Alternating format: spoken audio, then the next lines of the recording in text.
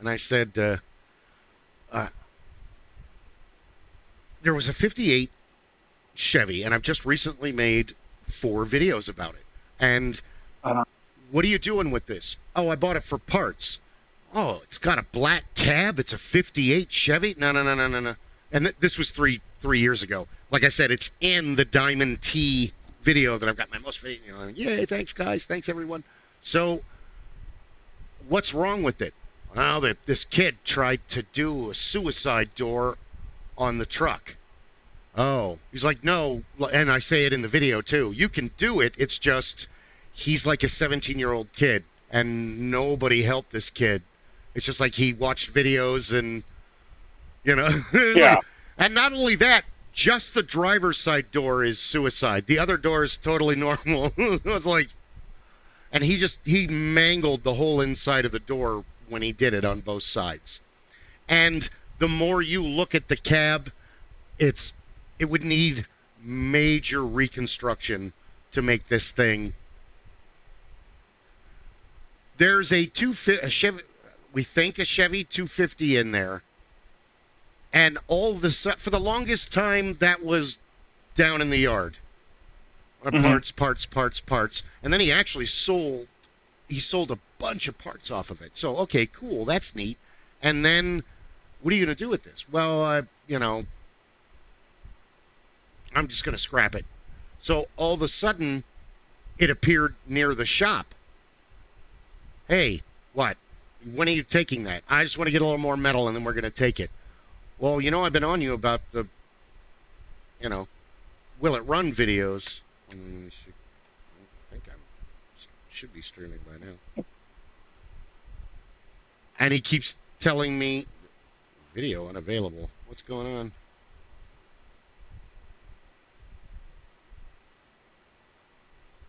Oh, okay. It's muted, so there's not this incessant audio loop. So, I want to do a will it run. You're wasting your time. That's garbage. That's what a will it run is. And I've been explaining to him, people around the world get emotionally vested in old motors that they want to see you win or fail. But more importantly, and then he started laughing when I said this again, and he laughed through the whole thing. They want to sit there in their favorite chair or at the break workstation. Yeah, I would do this. This is what I would have done. You're not doing this right. I would have. And so,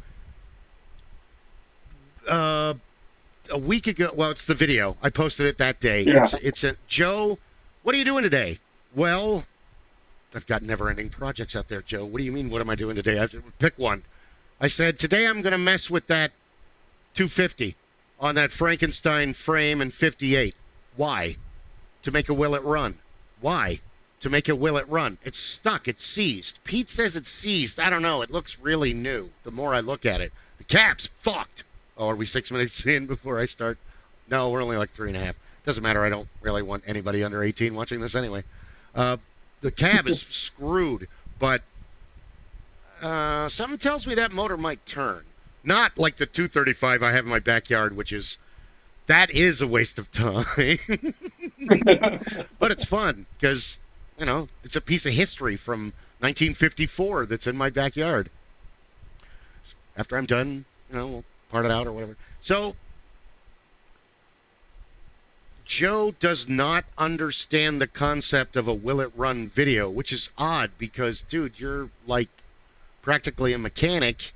You've got like 2 car clubs. You meet every Friday night at 39th Avenue and Northern with a bunch of other guys that have old cars, and they sit around and drink soda and eat pizza and cookies, and people come up and like, wow! I did the same thing. I made a video of it the night I went out there. And he's like, oh, you should come out there. Dude, I want to go, but life's a little complicated right now. And then I just had a night job for like 9.5 months, so what are you doing this Friday? Working. Sorry.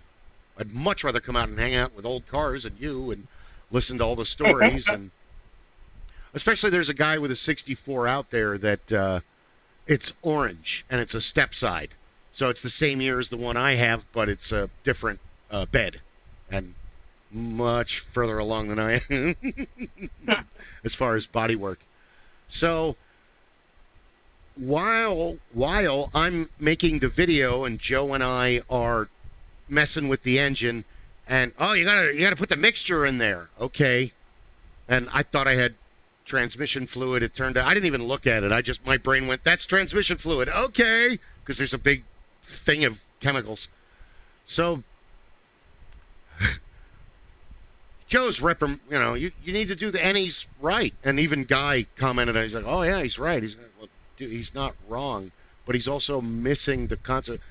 Up to 680,000 people have watched these kind of videos. People get really into whether or not you can get an old clunker rust heap back to life. So while Joe and because I wanted him to, he's like, what are we doing? And I said, well, I'm doing this. And he completely takes over the project. And you could hear me in the video. Hey, you want me? Can I use the wrench? Dude, just let him go, dude. He's a force of nature. Those guys near their 80s are just wind them up and set them loose. So while we're doing that, Pete is making videos for the. Mm-hmm. It's now the Hot Rod and Truck Ranch. It was the Truck and Hot Rod Ranch. He keeps changing the name for the ranch. And I didn't say anything that day. So I'm going to do this later. Good. I encourage you. We've been talking about this. But all of a sudden, it was this sudden shift. So I'm like, something happened. He talked to somebody. There was some exchange, because there's no way that I've been on you for 3 years, and then all of a sudden one day you just wake up and decide that I know what I'm talking about. So he lives, the guy's like in the state. No, maybe he's in Utah. I heard the story once, and we were doing a bunch of things, and it's like the video's out there. We're usually having like 2 or 3 discussions at a time. So he met a guy that came out to the ranch that used to be on Fab Rats and worked with 4 Fab Rats, and they went out on their own, and now he's doing it on his own. And, you came to the right place for parts. Holy crap. There's rows of doors, rows of fenders, rows of hoods, rows of bumpers, rows of... What do you want? There's glass, you need a muffler? We got like an art sculpture of that. The mountain of mufflers had to be taken down to repair the cinder block wall, but it was awesome. It's in a couple videos, but now they're all stacked up neatly. It's like, oh, that is better, but the art aspect of it is gone. He was just throwing, and lizards and rabbits live under there, and So Judy got injured very badly real recently. A gust of wind. Judy is who? Judy is Pete's wife. So. Oh, okay. Yeah, Judy is awesome. She's in a whole bunch of my videos. She's that woman's voice that you always hear when we're out there. So she is the, if you call, you usually get Judy, and then, or you get Pete, because she's going to know if the part is available and how much it costs, because she's the one that goes through and organizes and labels and has the database of, you need a steering wheel ring for a 1956 Chevy truck? Oh, we got 3 of them. Such and such dollars for what they got a bunch of stuff. So she was telling me that they met, and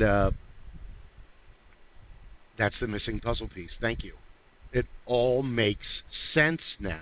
I'm like, this is really good. In essence, Pete met a guy who's one step above where we are with like YouTube and Rumble and Locals and TikTok and Instagram and all that stuff. And that guy's actually a presence, making an income.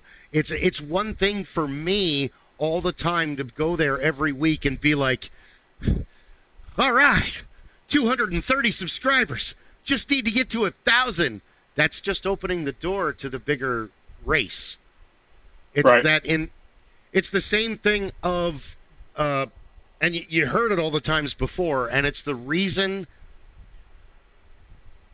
Okay, if you're a show or a movie, they may or may not expect more from you, material-wise. But if you are a series, more. I don't like that. Do the other thing. Where's that other guy? Why'd you get rid of him? Well, he was a problem on the set. Give him lots of drugs. Get him back. It's better if he's on there, dude. Go. Do this. Because it's so hard to figure out. It's so easy. You just do this and this and this on YouTube and that. Yes, I've watched all those videos as well, but I also have to do a full-time job and maintain a house, and we got all this other crap going on, and that's part of the, your show's not edited and it's really long. Yeah, but it's raw, and people like that. There's no, like, cuts or takes or, Yeah. If I could do that stuff, I would. And then... If I knew how to do it, I would. Yeah, or if I owned the software, which... Software that Paul gave me 15 years ago that could do that, now I have to rebuy the licensing for... I fucking hate the pay-per-view future, because that's what our world, the temporary pay-per-view future. And, I guess it's just, Ron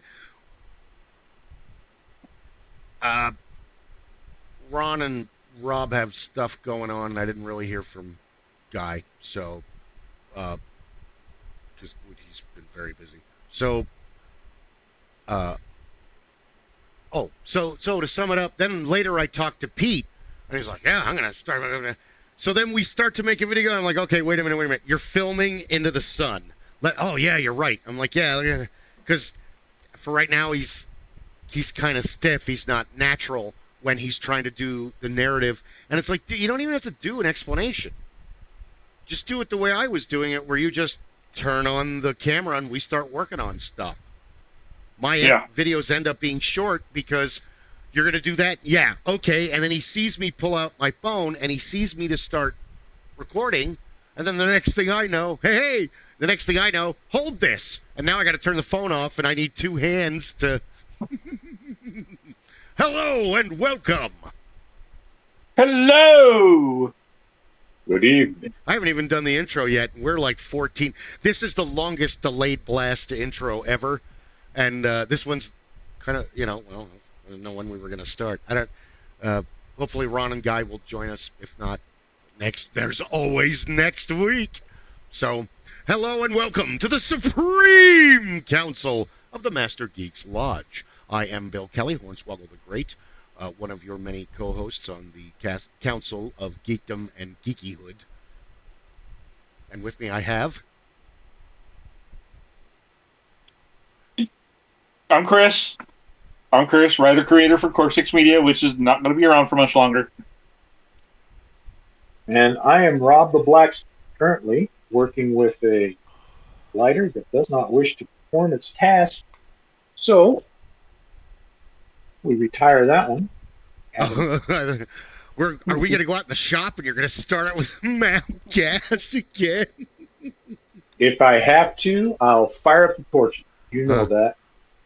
That's why I'm laughing, because I expected something like that to happen if you're like, oh, crap, that was my last lighter, which happens with smokers. No, I got plenty. Oh, that's right, I gave those away. Oh, shit. Oh, that's right, I gave those away. Fuck.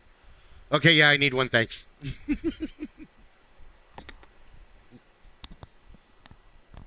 Oh, I posted it, and I'm going to post it on...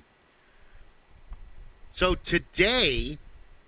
Way back in the before times, in 1902, although I watched it, the actual movie, colorized on Netflix, and they have it as 1905.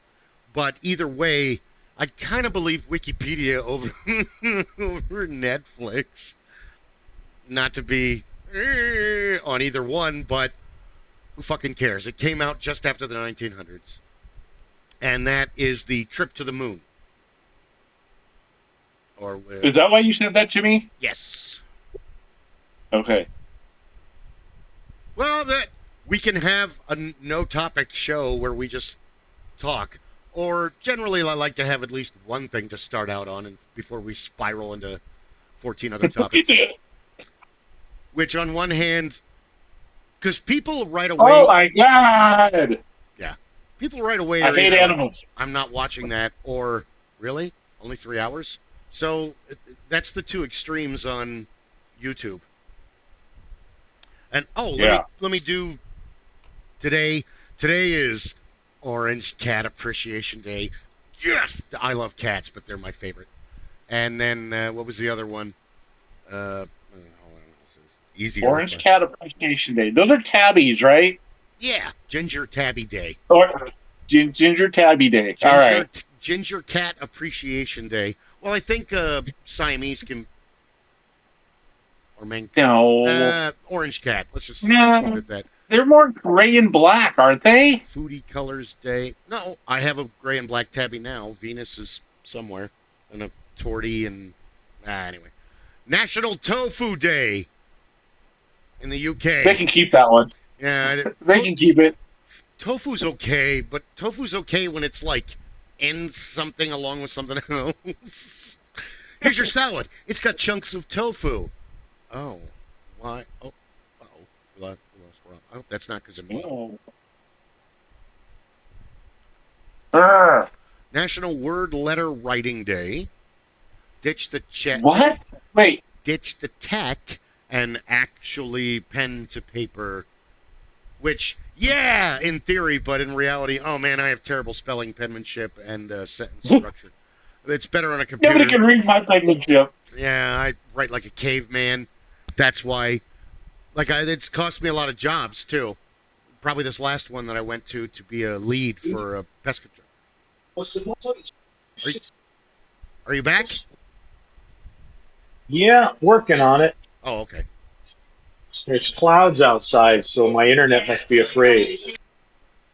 Just like last week with the monsoon. Like last week. Oh, so I was told, because I didn't have to work last week, thank God, in the rain. The customers, it was raining so hard at work that the customers were driving up to the front door to have Corey and them load the cars up with their groceries. I don't know who Corey is, but he sounds like a very Corey's my manager. He's a brave man. Corey's my manager at work. Right. So they literally drove up to the front doors and had them load up the groceries in their cars right there by the front door so that they wouldn't get wet. I believe it. Because we were inside, but from everyone's stories, that monsoon was reminiscent of 1993. Wow. Which was a really bad monsoon. There were really bad ones in the 80s and before, but I didn't live here before the 79 we came out here. But, yeah. 93, yeah, they said... Go ahead. They were saying that the parking lot was full. I mean, it was like above your ankles full in the parking lot. I'm like, yeah, dude. I'm glad I was off. I was over at Scottsdale and Gold Dust, and there's a Circle K now that's an actual store. But at this time in 1993, it was you were in a booth, and there were like 22 pumps. They were just pumps. Uh-huh. And a bathroom. That was it. It was the afternoon. It was like 4 o'clock in the afternoon when the monsoon hit. Maybe not 4. Don't quote me. It was like early afternoon. It wasn't near 7 or 8 when the sun goes down, or like now when it's a little more. It's just as bad. But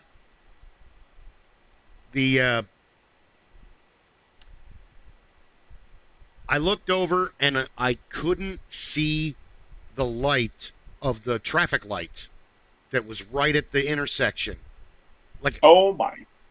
It was so bad. The rain was coming in almost sideways. And you know how old school where you slip the money under? Not now where everyone has a little grabby thing where it pulls it in a tray. But I had to find towels to get the water out of my. Wow. That's how bad it was. I had to go. It was a self-service station, and I was pumping gas that day for somebody's aunt, somebody's grandma, several of them. Oh, thank you so much. Stay in your fucking car. Oh my God. Don't get out. You're like 70 pounds, and I'm not going to chase you across. Oh, yeah. Grandma's gone. Oh, hold on, I got her. It was unreal. Because we've had a couple good ones lately, but in the last 10 years, it's been relatively calm. 15, 20 years ago in that span, and 25 years, we've had a couple good ones where walls got knocked down, trees got ripped out, fences came. But back then, in the early 90s, there is a awesome recreation park, workout facility, pool, and stuff at Cactus and Scottsdale Road. And it's recessed. You go down when you go into it, and the park is down. The pool is up here, but everything else is down. This thing was filled to the building. Like, you could lift weights and be like, oh my God, it was like a lake. Nothing like that has ever happened before because the drains backed up. Because we've got okay drains out here. Sometimes they're not so great, but this was, like you said, like last week with your parking lot filling up. That's what it reminded me of. Where it's like, once the main drain gets just so much debris in there that it's just clogged, it's over. Back in those years, we used to have, we had swiftwater rescues quite often, but during that monsoon season, we had failures of the pumps on the I-17. So each of the underpasses on the I-17, as you're heading north,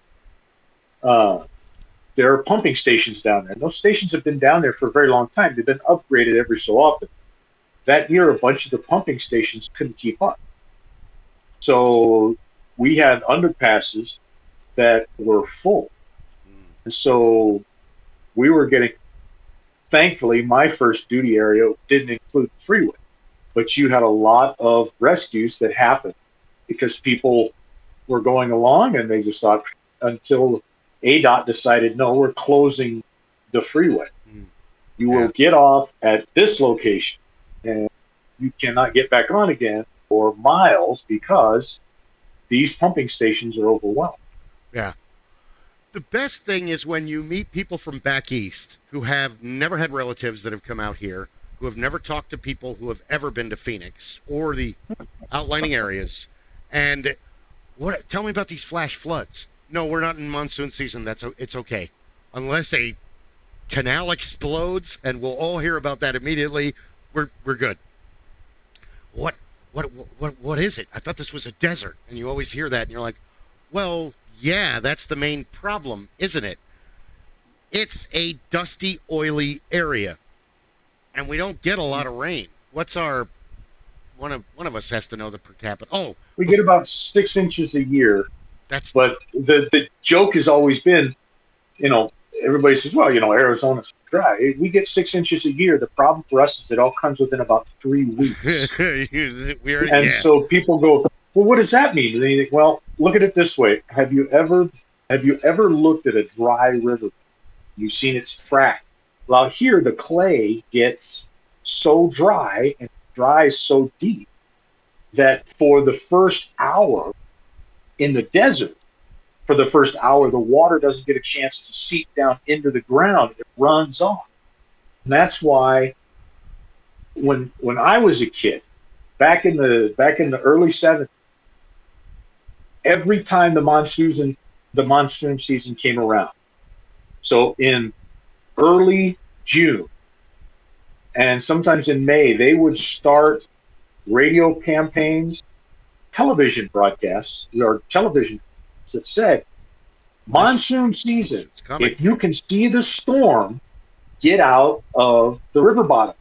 stay out of the low-lying areas. If you can see the storm, the water is coming, because it's not so much a problem that you have the rain that happens in the city and it collects. What happens is the rain, we live in a big bowl.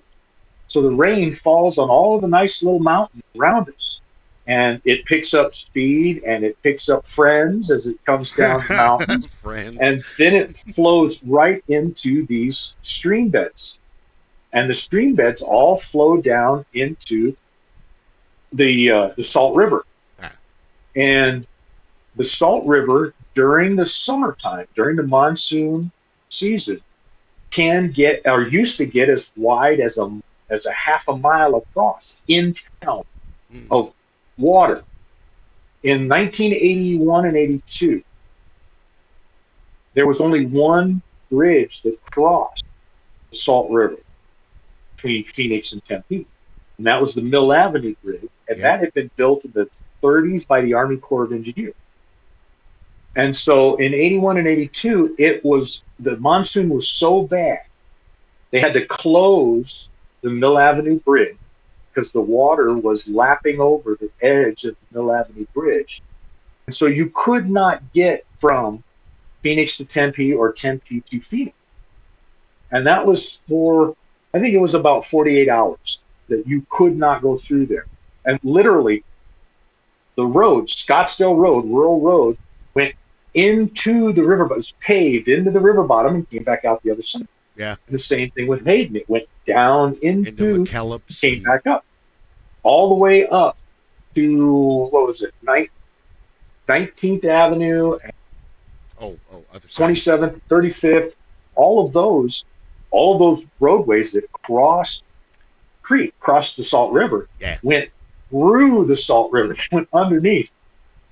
That year they found out that there was an old dump, an old city dump, that was down in the area, and I want to say it's probably between 16th Street and 7th Avenue on the Salt Lake, or on the Salt River. And it was on the north side. The monsoon was so bad that it had eroded away all of the ground and moved the Salt River over far enough that it exposed this old city dump. Gross. That had been there in the early teens. Nobody had known about it. It had all been forgotten. It had all been covered up. Nobody thought about it. It was far enough away from the river that nobody thought, except here comes the monsoon rain.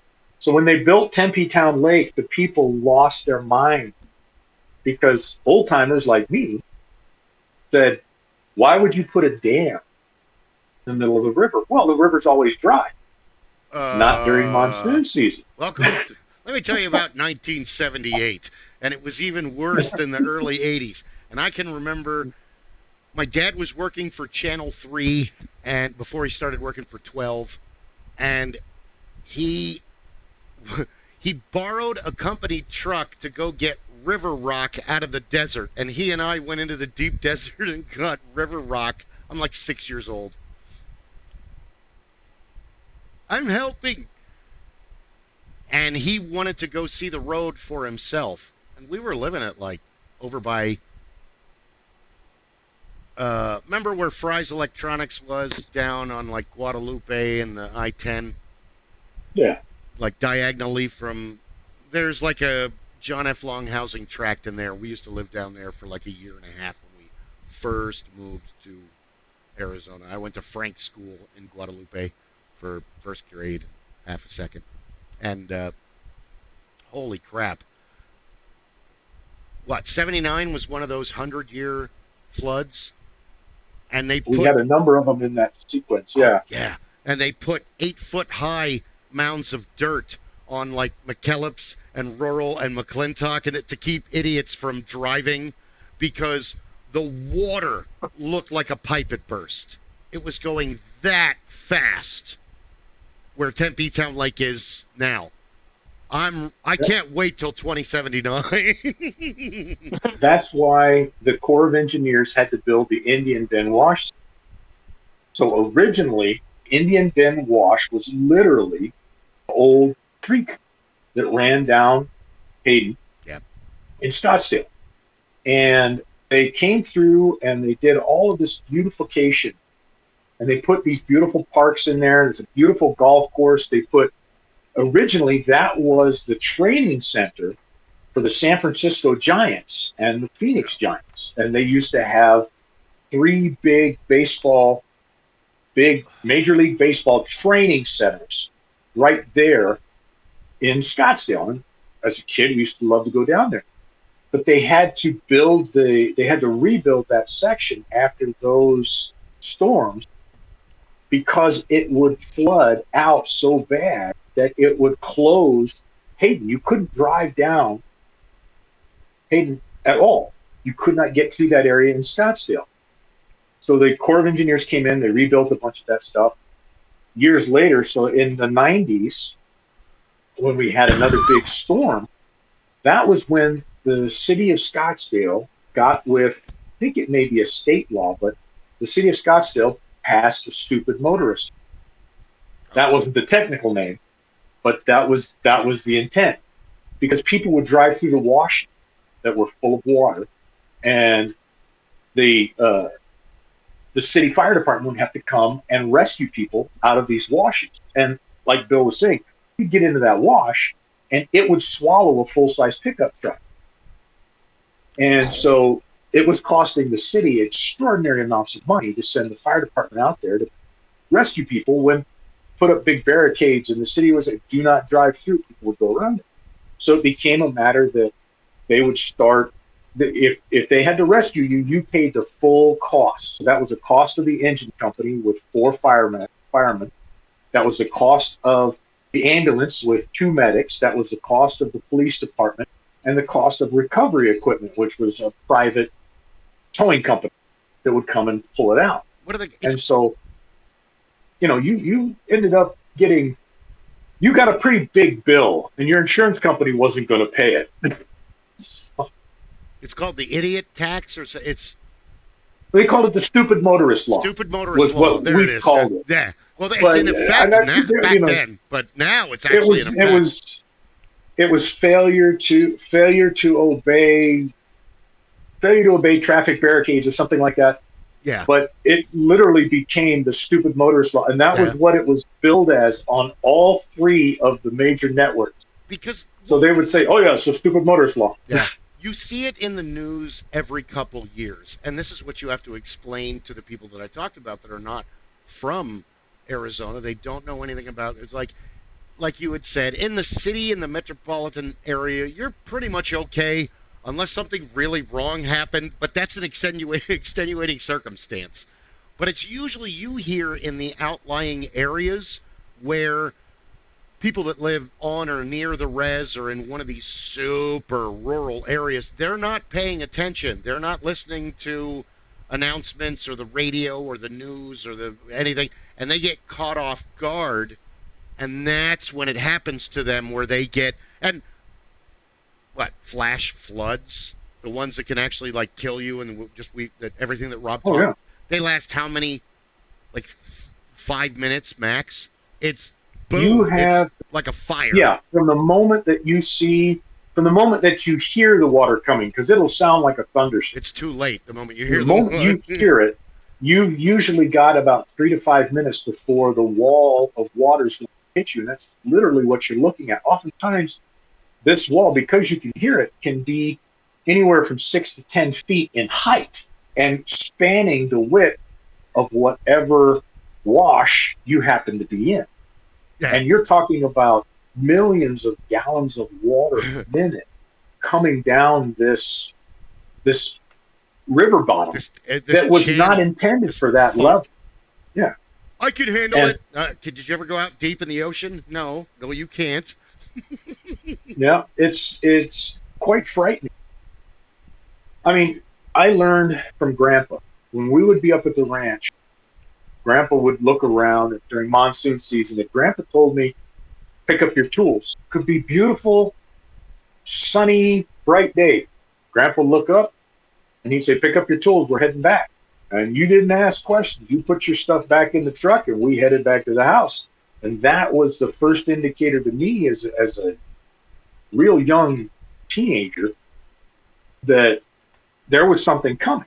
By the time we get back to the house, Grandpa could sit there and he'd say, "You hear that? Yeah, that's not thunder. That's water coming down the Sycamore Creek."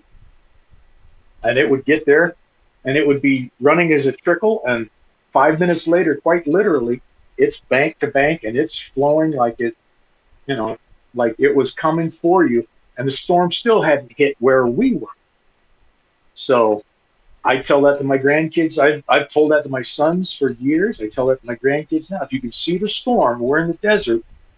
We get up and out of the lowland. Yeah. If you see the flash flood warning, don't leave your house. Just wait till it's over. It's not going to last too late. long. Yeah. It's just stay put. But usually when it storms, and I've noticed this working at the grocery store for the last 5 years, when it storms, everybody goes to the grocery store. Yeah. We get super, super busy when it's raining out. Oh, yeah. I don't get it. People walking home, people jogging, people waiting for the bus. No, they're driving. They actually come in the rain to go to the grocery store. It might have it's weird. It might be romantic, or maybe have to do something with nostalgia. It might be just human nature. That's interesting. You've brought up another interesting psychological, because it's like, why do people go around barriers? Well, there's only like 4 reasons. 1, you're not paying attention. 2, you have a low IQ. 3, you can't tell me what to do. Okay, that doesn't work so well in every instance in life. And the other one, there's a conspiracy. Why don't you want me to go around the barrier? Is there aliens? Bigfoot is over there. Perhaps it's the Yeti, Drunko. No, dude. You should be asking yourself, why don't you want me to go around? What's over there? And like Rob said, What's over there? You could hear the water. Why would you tempt fate? Yep, it's the overconfidence that has often been the problem.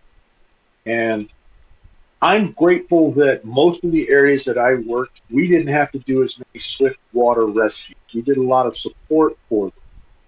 But you still have a lot of the river bottom dry washes that ran through the areas in Peoria, Glendale, and North Phoenix and Sun City and Surprise and Avondale and all of these areas. In those days, they were not built out like they are today. Yeah. And they were still, some of those areas were still very much so in the floodplain. Floodplain is identified as such because when the water flows from the mountain, from the rainstorm, it goes and it hits those areas and it will flood them. And it's always been interesting. If you ever come to visit the Phoenix area, take the opportunity to drive north on 35th Avenue. Go north of the Deer Valley area so that you can drive over the top of the Arizona Diversion Dam that supports the Cap Canal program. It's very interesting because this diversion dam was built with the intent to control the 50 and 100-year floodwater when they come, because that area had always floodplain. It was actually a slightly lower area than some of the areas around it. There was a large dry riverbed that ran the area. The frightening part of it is when you go to drive over this diversion, there are houses built on both sides of this diversion. They built out all these homes. So in the early 2000s, I was with my then fiance. We were driving through the area. She said, "I like it out here. These are beautiful new homes. I'd like to buy a house out here." And I looked at her and I said, "Which side of the diversion dam do you want to live in?" And she said, "What do you mean?" I said, "This big hill that we just drove over, that's not a natural part of the landscape. That's a flood diversion dam. And the houses on one side or the other are in the floodplain. Now, if you buy the house on the wrong side of the diversion, you have to buy flood insurance from FEMA or from an insurance carrier. because you will not be covered when the water comes. Mm. She looked at me and didn't believe me. I took her back, showed her the great big monolith sign, identified it, and then in those days you could still get floodplain maps from your insurance carrier. So I brought out the floodplain maps and I said, "This is where we were. This is the floodplain. Now do you understand why I don't want to buy a house in that neighborhood?" We're going to sit down and watch the movie, Oh Brother, Where Art Thou? And then we're going to talk about the whole town. The whole fucking town. Did you see that? You watched the movie with me? Yep. I don't want to be looking for your ring in a roll-top desk floating underneath 10 million gallons of water. Reach under there in that cabinet. See that movie? Yeah. Evan Almighty. Now we're going to watch that one. It's about a dam that explodes. We're good at dams in Arizona, and we're good at the canal system because we have to be. You have to conserve water. You don't get a whole lot, and it's expensive from other states. I've been, as a kid, we live in the desert, turn off the water. Me as an adult, we live in the desert, turn off the water. Where did our canal system come from? Aliens. No. Aliens. The Hohokams. Yeah. Our Hohokam Indians, the lost people. And that's the name given to them is the lost people. Had created a canal system. They got it from ancient aliens. There it is. They created this incredible canal system in this valley that allowed them to turn it into a very fertile growing area. And what many people don't know, unless you sat through all of your Arizona history classes for 12 years in school, most of the roadways in Phoenix are aligned with original Hohokam canals that were dug in the area and were laid out so that they could have their land so that they could actually grow food. So major roadways are aligned in many cases with some of the original canals that were found in the area. So a lot of our irrigation canals mimic that system that we have been using here since the 30s, the 20s and 30s, even before that, really, to get water. So the Salt River Project, that was a big portion of that. In fact, the Arizona Fall was the first hydroelectric dam system in the valley, providing hydroelectric power to the home in what is now South Scottsdale. And the falls still exist there, and you can go and see the original facility, and they have all the history and whatnot. But even that is laid out on some of the original canals, some of the original river bottom. River bottom nightmare. Yes, Sorry. I'm an old man, and I can say these things. My father dragged us to every museum, every dam, every ruin, every area. We went out, looked at the dinosaur footprints near Tuba City and the Painted Desert. That's out in the middle of fucking nowhere if you've never been here. Pay a kid $5 to go. Seriously. Good old days. Going to towns like Y, Arizona. And it is spelled Y. Or, for aliens, no, man. I think that they did the Egypt business, and then they came over here, and they're like, yeah, Chaco Canyon. And then they went one summer, and they're like, you know what? Fuck this. This is worse than that Egypt nonsense. Mexico, let's go.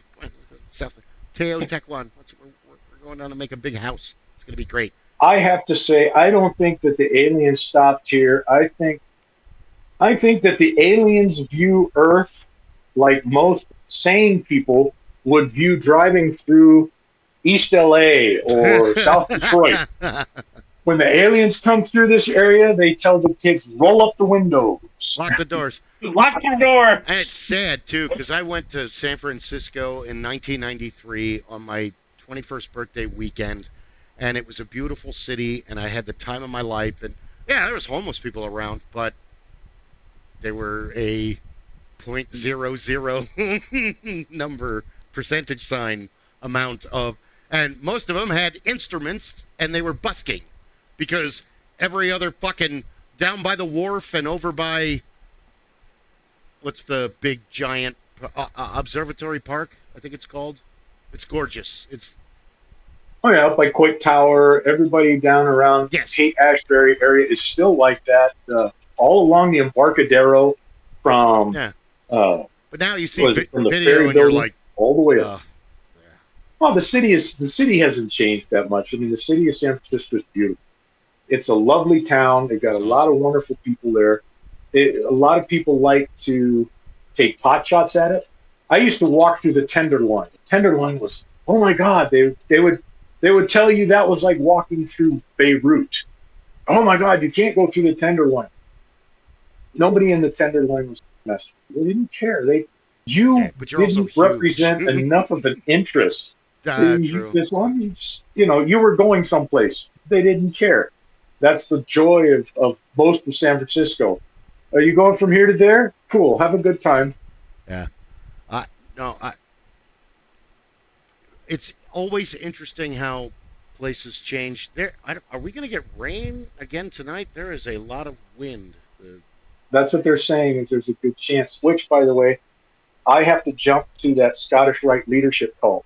Oh. So, but Okay. I wanted to jump on Thank and you. give greetings and salutation. Are you coming back, or are you going to judge? I'm going out? to try and come back. We'll see how long they run the call tonight. Fantastic. Thank So, you, good sir. I have to go and be with my with my group that's trying to take over the world. Oh God. Don't you think they would have done that already? And if they were going to take over the world, you wouldn't hear about them until it was too late. Yeah, well, yeah, I love it. They're like, you guys are a secret society. If we are, we're the worst kept secret in the world. We put big signs on the buildings. Yeah, there's a big we fucking open symbols. hospitals. Your grandmom has all like that. 8 symbols on the trunk of her car. That's right. That's Shriners? we open the Shriners Hospital so that you can know where to find us. Yeah. They're so hard to find. He's right over there. He's got his little apron on and everything today. Leave him alone. It's no different than belonging to the Knights of Columbus or the Holy Name Society. Go get the Catholics! Go get them! Yes. They're trying Wait, quick, run them down! All right, gentlemen. I will hopefully return. If I do not, be good. If you can't be good, don't get caught. We'll do the best we can. Right. Have a And good when night. it starts raining, pick up your feet. Oh, yeah. I don't know. It's getting dark out there for... Anyway, have a good one. Enjoy your meeting, sir. Bye. Thank you, gentlemen. We're going to try to get back to the topic. Topic was that? To the moon and back. Today is the day it came out, and it was revolutionary at the time. That's why I sent you the wiki link, because the dude that made it and starred in it, it was like... God, how do you even explain? He's like France's version of Walt Disney, I guess, is a comparable, because he came up with, or if like Spielberg was also in front of the camera, not just behind it, and Lucas, and coming up with, really unique ways to maximize film. Because remember, film is brand fucking new in 1902. Yeah. They've only really been using it since, I think, 1885, a little before that, and then Edison sets up a shop because it starts off in, and then motion pictures happen, and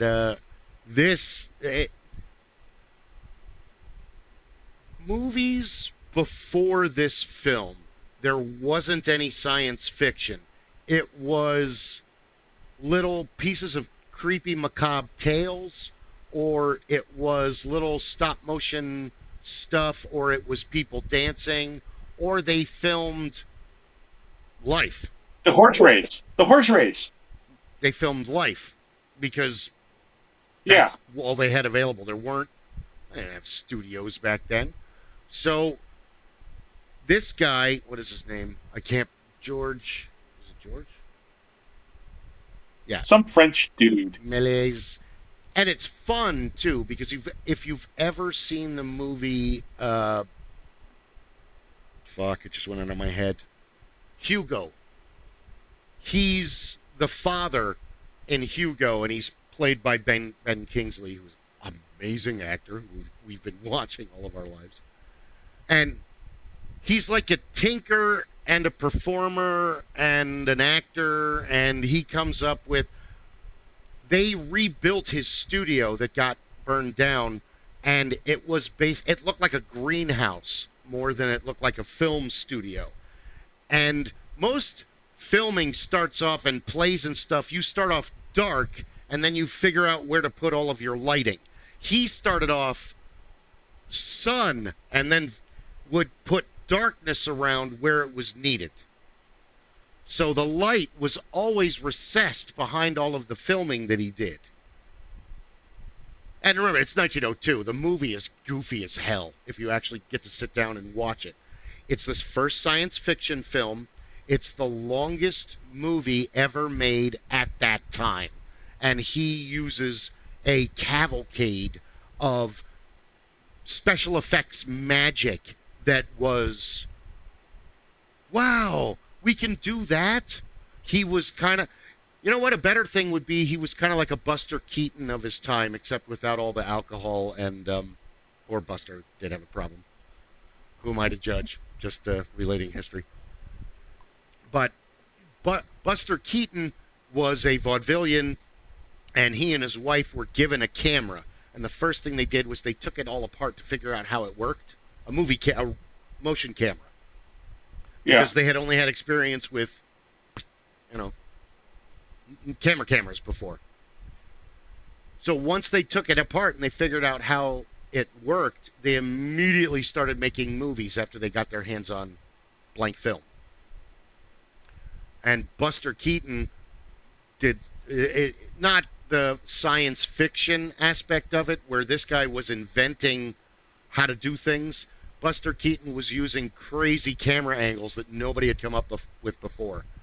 It's like him and Harold Lloyd and all these other guys that were doing comedy, and they just let the camera roll, and they'd hire a whole bunch of extras, and then they do like the famous one when he's getting chased and he puts his hand out and the train comes by, and it just takes him. That's all. It's all done in one shot, and it's like 11 minutes long, and it's wow. It's for the time, it's state of the art. Like George, our buddy George here was.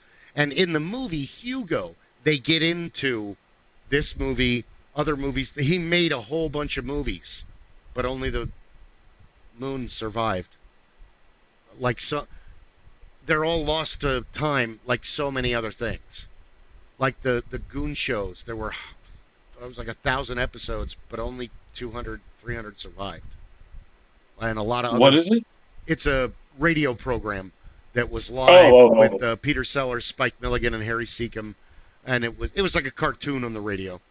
But this guy was doing all kinds of crazy stuff, and the movie Trip to the Moon, he was a huge, Jules Verne was big. That book was Trip to the Journey to the Moon and Back, from the Earth to the Moon. That came out in like 1865. 1885. 65? 65. 65. Around the Moon is 1870. So it was a huge influence on this guy. And they go into the plot. The plot is very silly. They fight lobster men on the moon or something, and it just gets crazy. I hope they beat him with butter. Trying to read and so it was a lot of, this is one of those if you're ever going to make films or you're a film critic or an aficionado, you've got to spend the time to watch this film and say, I am not French, 1890. So there's a greenhouse, like a building, glass walls to ceiling, sunlight as possible. So, he was doing really crazy stuff at the turn of the century before anybody else. Yeah. They were filming like vaudeville acts. So it was like all these disjointed little, here, pay the coin and turn the thing, and it goes with a billion pictures. And then I sent you pictures of his, because it had, or in the Wikipedia thing, it has pictures of his film studio. Oh, yeah. Yeah. Yeah, you sent me other pictures, too. Oh, yeah, we had to talk about this. That's saying hello every morning. There's a bunch of half-naked women. Yeah. We're guys. Did I show you Justin's new product he's had for a couple of years now? Who? Justin, the leather guy. Is this something you can show me on air? Is this something we want on the show? I don't know if you can read it. It's probably backwards. Wiener Schnitz. Wiener sliding. Wiener Schlein. That's funny. And he has, let's see, I'm sure I have one handy here. Not that I need them or. While you're looking for it, I wanted to tell Rob that now that we're on that subject, it's also National Little Black Dress Day. Ooh. Yeah. All right, that's enough of that. I can close this dumb window. Well, here it is. Here it is. These are his too. Is that a condom or hand wipes? Yep.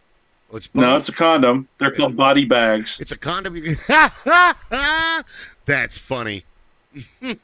Body bags. Yep. You got little bodies in the body bags. That's good. Yep. Right on. That's too funny. Well, I mean, I like to think about where we're going to go next for sci-fi movies. Because it's movies to books and shows and things like that. You've got a lot of leeway. There's tons of short stories, graphic novels, series. There's, one-shot stuff that came out. There's entire... I mean, there was a whole magazine series. Yeah. I don't know. My cats are freaking out. Can you go ahead and entertain the viewers? Like and subscribe. I think I closed my security door. Hey, like I've been, asking you to look. Archer shirt. How is Archer related to Captain America?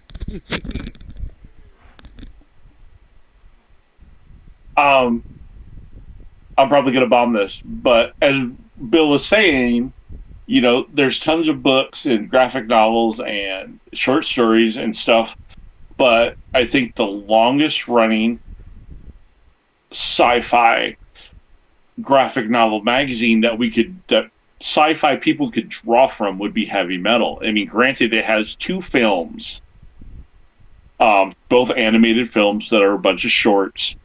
The second one, not as good as the first one, but I think with as many volumes as Heavy Metal had, 20 years, 30 years, however long it went, with so many different stories that people could tap into to either make animated shorts or movies or even transfer into live action.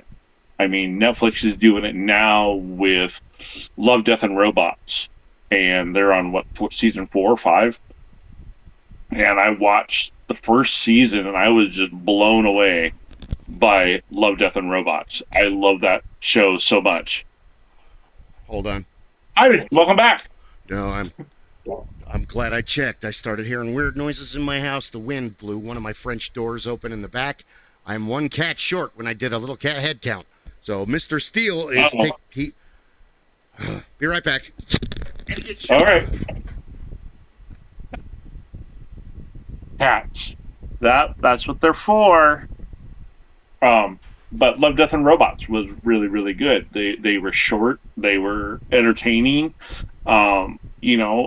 Animation was done and amazing in different ways. So, yeah, I would love to see some heavy metal stories adapted into something like that. I mean, it's perfect for stuff like that. And again, I mean, some of this stuff that's out there. I think we should go back to fantasy. Like we were talking last week, how Bill went off on the Forgotten Realm stuff with Drizzt Erden.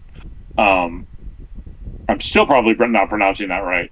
And he got off on the tangent of Joel Rosenberg and the Guardians of the Flame series.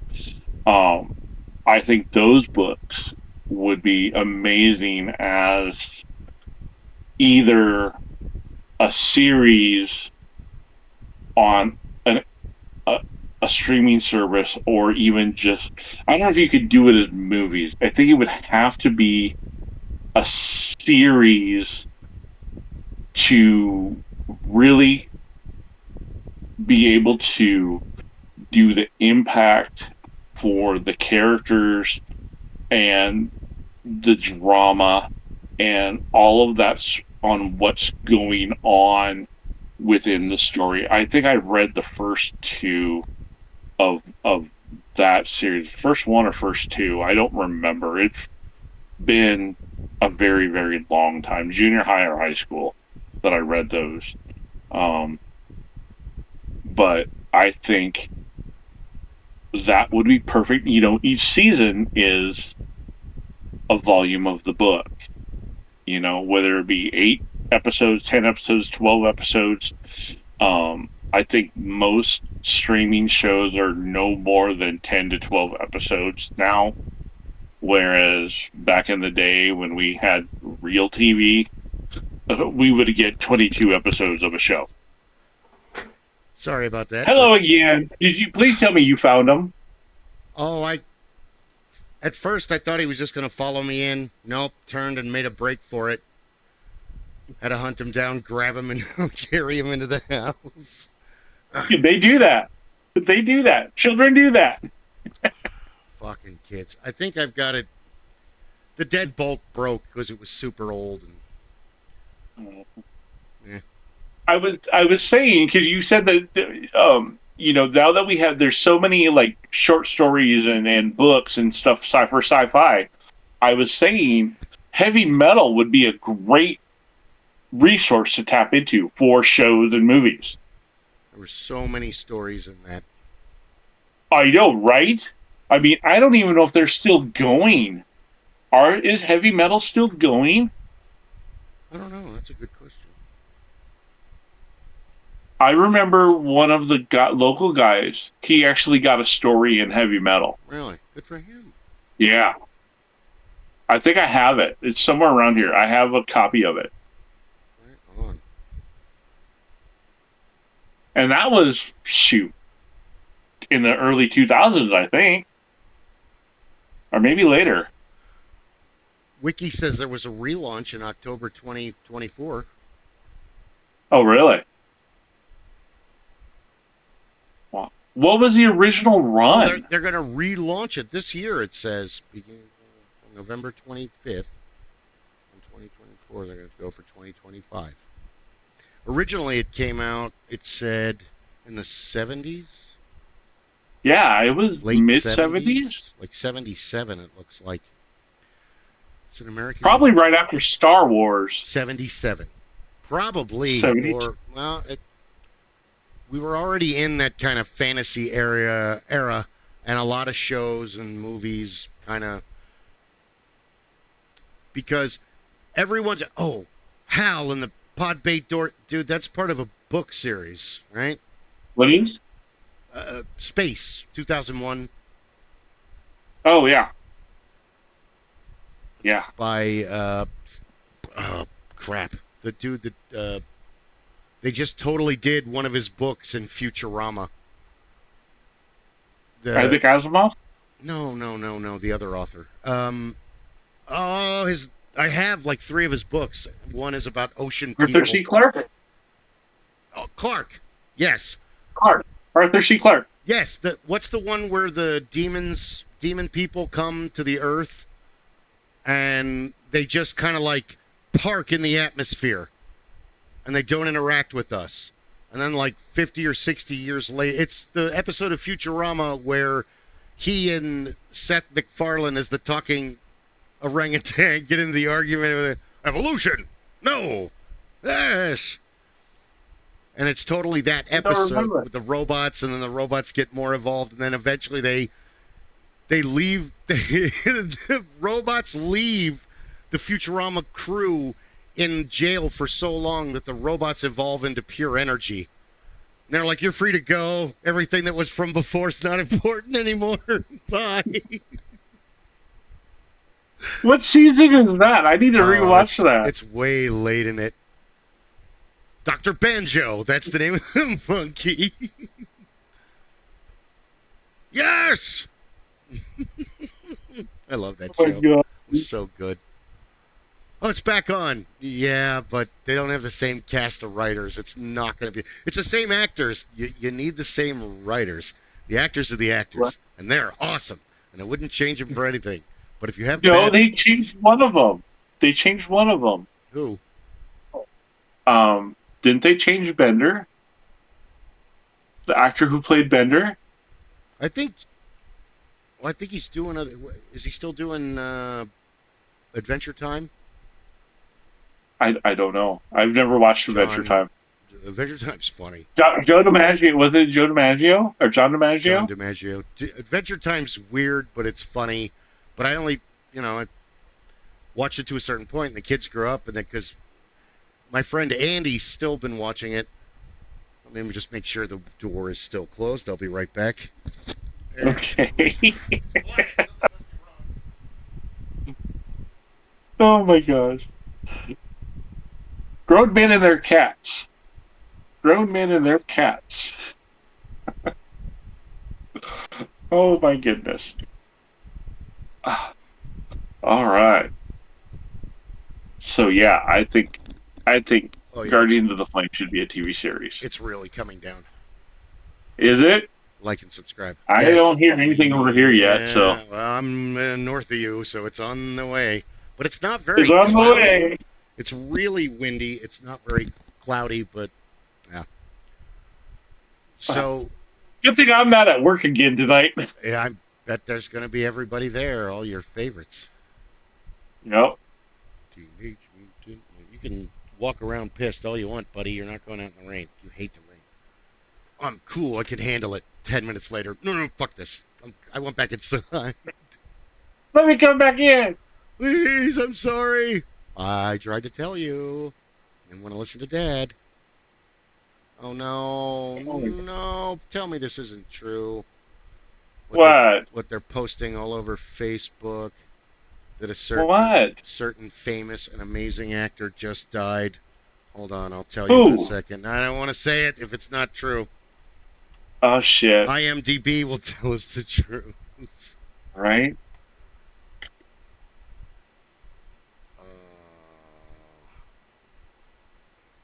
We're, all our heroes. It's true.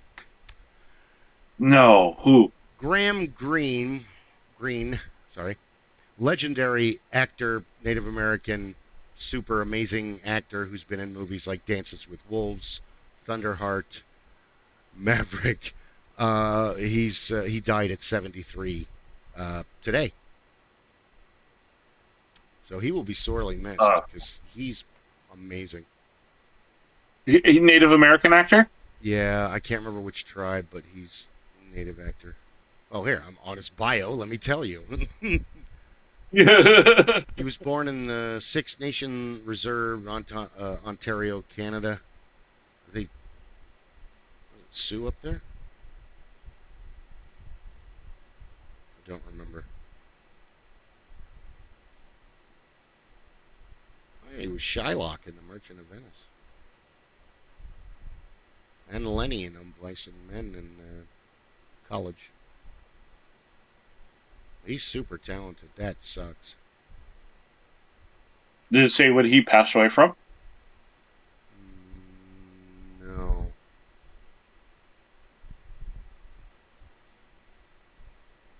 he's got writing credits too. Right on. That sucks. Kicking Bird is dead. Hmm.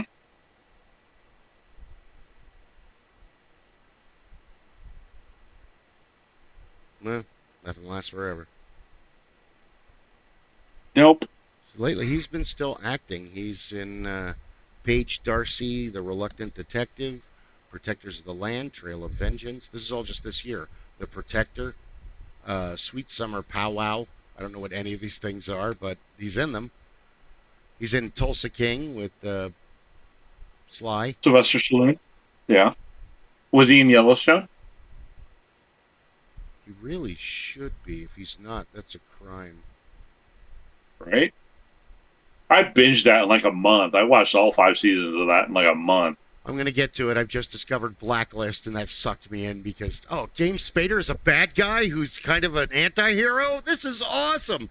And that was the show I was trying to remember last weekend, or last Monday when we were all talking about anti-heroes, and how it's like you're totally glorifying him. I mean, he's basically, like a criminal. Huh? That's the dude that goes. He's the older man who goes around, and he was like some sort of criminal, and the government's trying to get him. Yep. And he's like outsmarting them in every freaking turn. Yeah, he's like the Equalizer, the original show, more than the movies that they made. Okay, I need to put that on my list. I need to watch that. I heard it's really good. Well, I mean, James Spader recently, he's Ultron, a canon Marvel villain that Ant-Man makes. And really, the Ultron ideal is pretty simple. We're going to shrink these prisoners. You guys don't let him out. You can't bargain with him, or, he has to be in the programming of receiving your information to interact with you in a sense.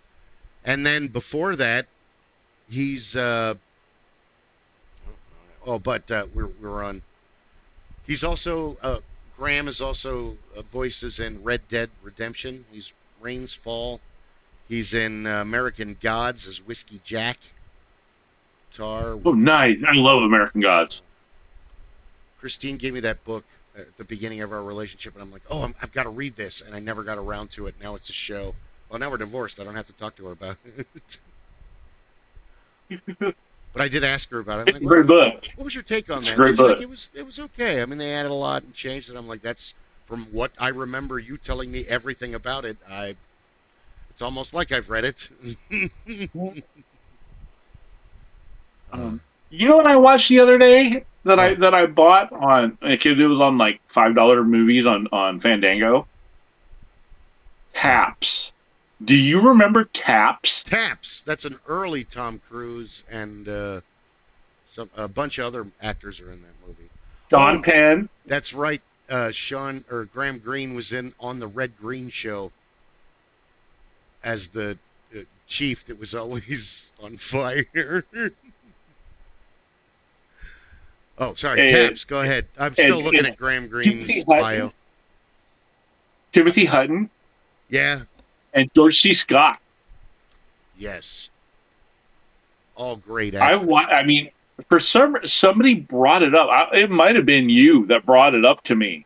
Taps? Again, after years and years and years. Probably not. And I'm like, it was on the Fandango. It was like a $5 movie one day. And I'm like, I'm going to buy that because I was thinking about it. I saw Taps on cable once a long time ago. And I was really too young to... What the hell? 1981. There you go. Yeah. Yeah. What's going on here? Yeah, cause I remember it on VHS. I think we rented it on VHS. I believe you. I still have only because I'm a couple years older than you. Sean Penn, Timothy Hutton, George C. Scott, Ronnie Cox. He always plays a great bad guy. He even plays a good Billy Van Zandt. Hey, all right. The tie in the storyline is probably Giancarlo Esposito. He's also in the movie because it took him it took him so long to get his career off the ground, like so many actors who like almost got there. Like the same thing of like, huh? He was in Taps? He was J.C. Pierce. Oh, straight here. In my... Oh my God, I'm going to have to go through back and watch that now again. Well, since you bought it, you can. Right? I did not realize that that was him. How old was he in 1980? Oh, okay, we'll look him up and find out. But that just goes to show Holy what a diverse actor he is, that he can be in something, and you're like, oh my God. He was in Law and Order. He did a couple episodes of Law and Order. So he was born April 26th, April 26th, 19, in April 26th, 1958. Almost slipped into a Sublime song there. Sorry. Wow. 1992. There was a riot on the streets. So he would have been about 23 then. Even in Trading Places, he's real young. That's 1984, 3 years after this movie. And he has a bit part. He's one of those two guys in the cell when Eddie Murphy gets arrested in the very, very beginning going, yeah, when they brought you in here, he was crying like a pussy. And then Gia got, yeah. But he plays the part of a thug, and he's got this. Oh my God. And then they go to beat him up. You have any idea who you're dealing with? Billy Valentine in cell 4 on one of That's the code of blood technique. You do that technique and a code of blood just drop out of their body. Trading Places is a great movie. I got to meet him last year at Fan Fusion. Which people of all the people we just Giancarlo really? Esposito. Really? Nice.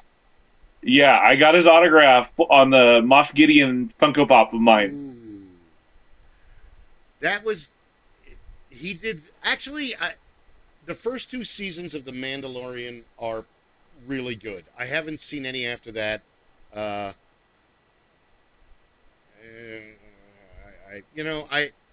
Okay, they brought Jack Black and Lizzo into one of the episodes in season 3. Here's the problem with the 30-year disconnect happens in movies as well. You're seeing it now. We'll remake this film. We'll remake this film. I can remember going to my dad in the 80s and going, Dad, they're going to make this movie. Starring this guy? No, I have no idea who that is. Well, they made that movie in 1962 with this guy. Because it was the same thing, like Gone in 60 Seconds, like so many other... The Thing! The Thing! The Thing is not the first thing. It's... Right. It's totally different, but... Right.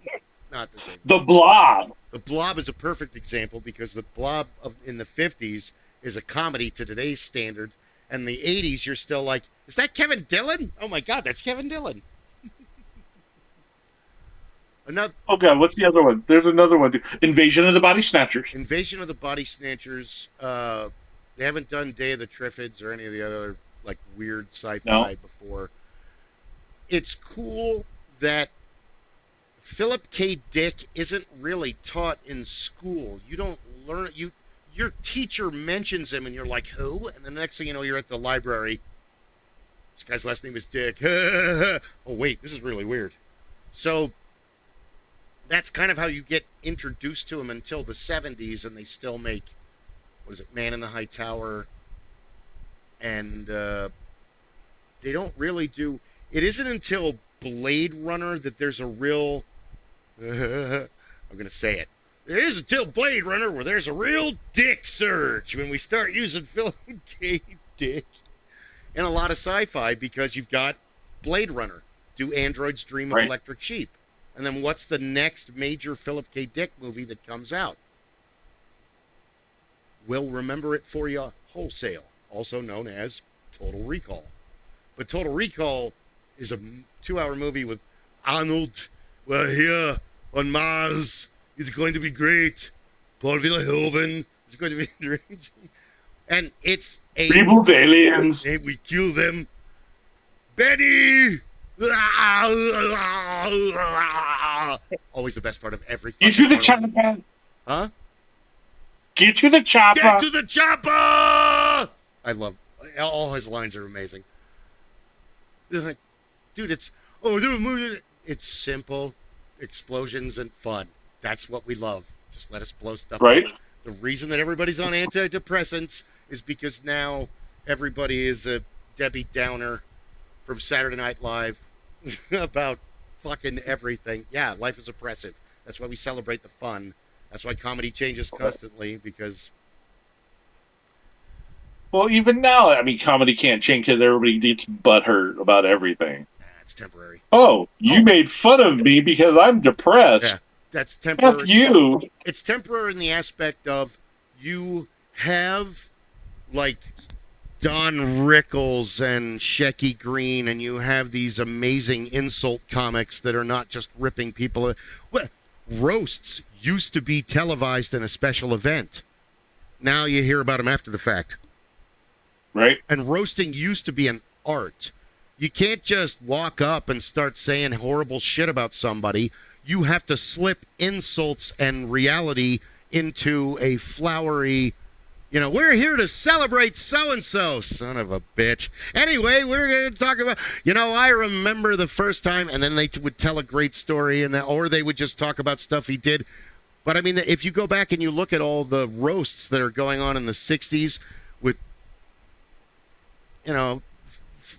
Sammy Davis Jr. Sammy Davis and Jr. and Frank Dean Sinatra, Martin, Betty all those White, guys. and dude, Yes. there's a never and Rickles would just get on there and just destroy everybody because they called him the merchant of venom for a reason, or my favorite, Mr. Warmth, and to just watch him tear into people, but like, Ed's like, I can't watch your the podcast you guys do because it's too long to sit there. Ed, I want you to be on it, because he was besides being a fantastic artist, he's an avid video game player, and he worked at Harrah's back in the days in Reno when Mr. Harrah was still alive, and he still had his car collection there, and it was a much bigger deal.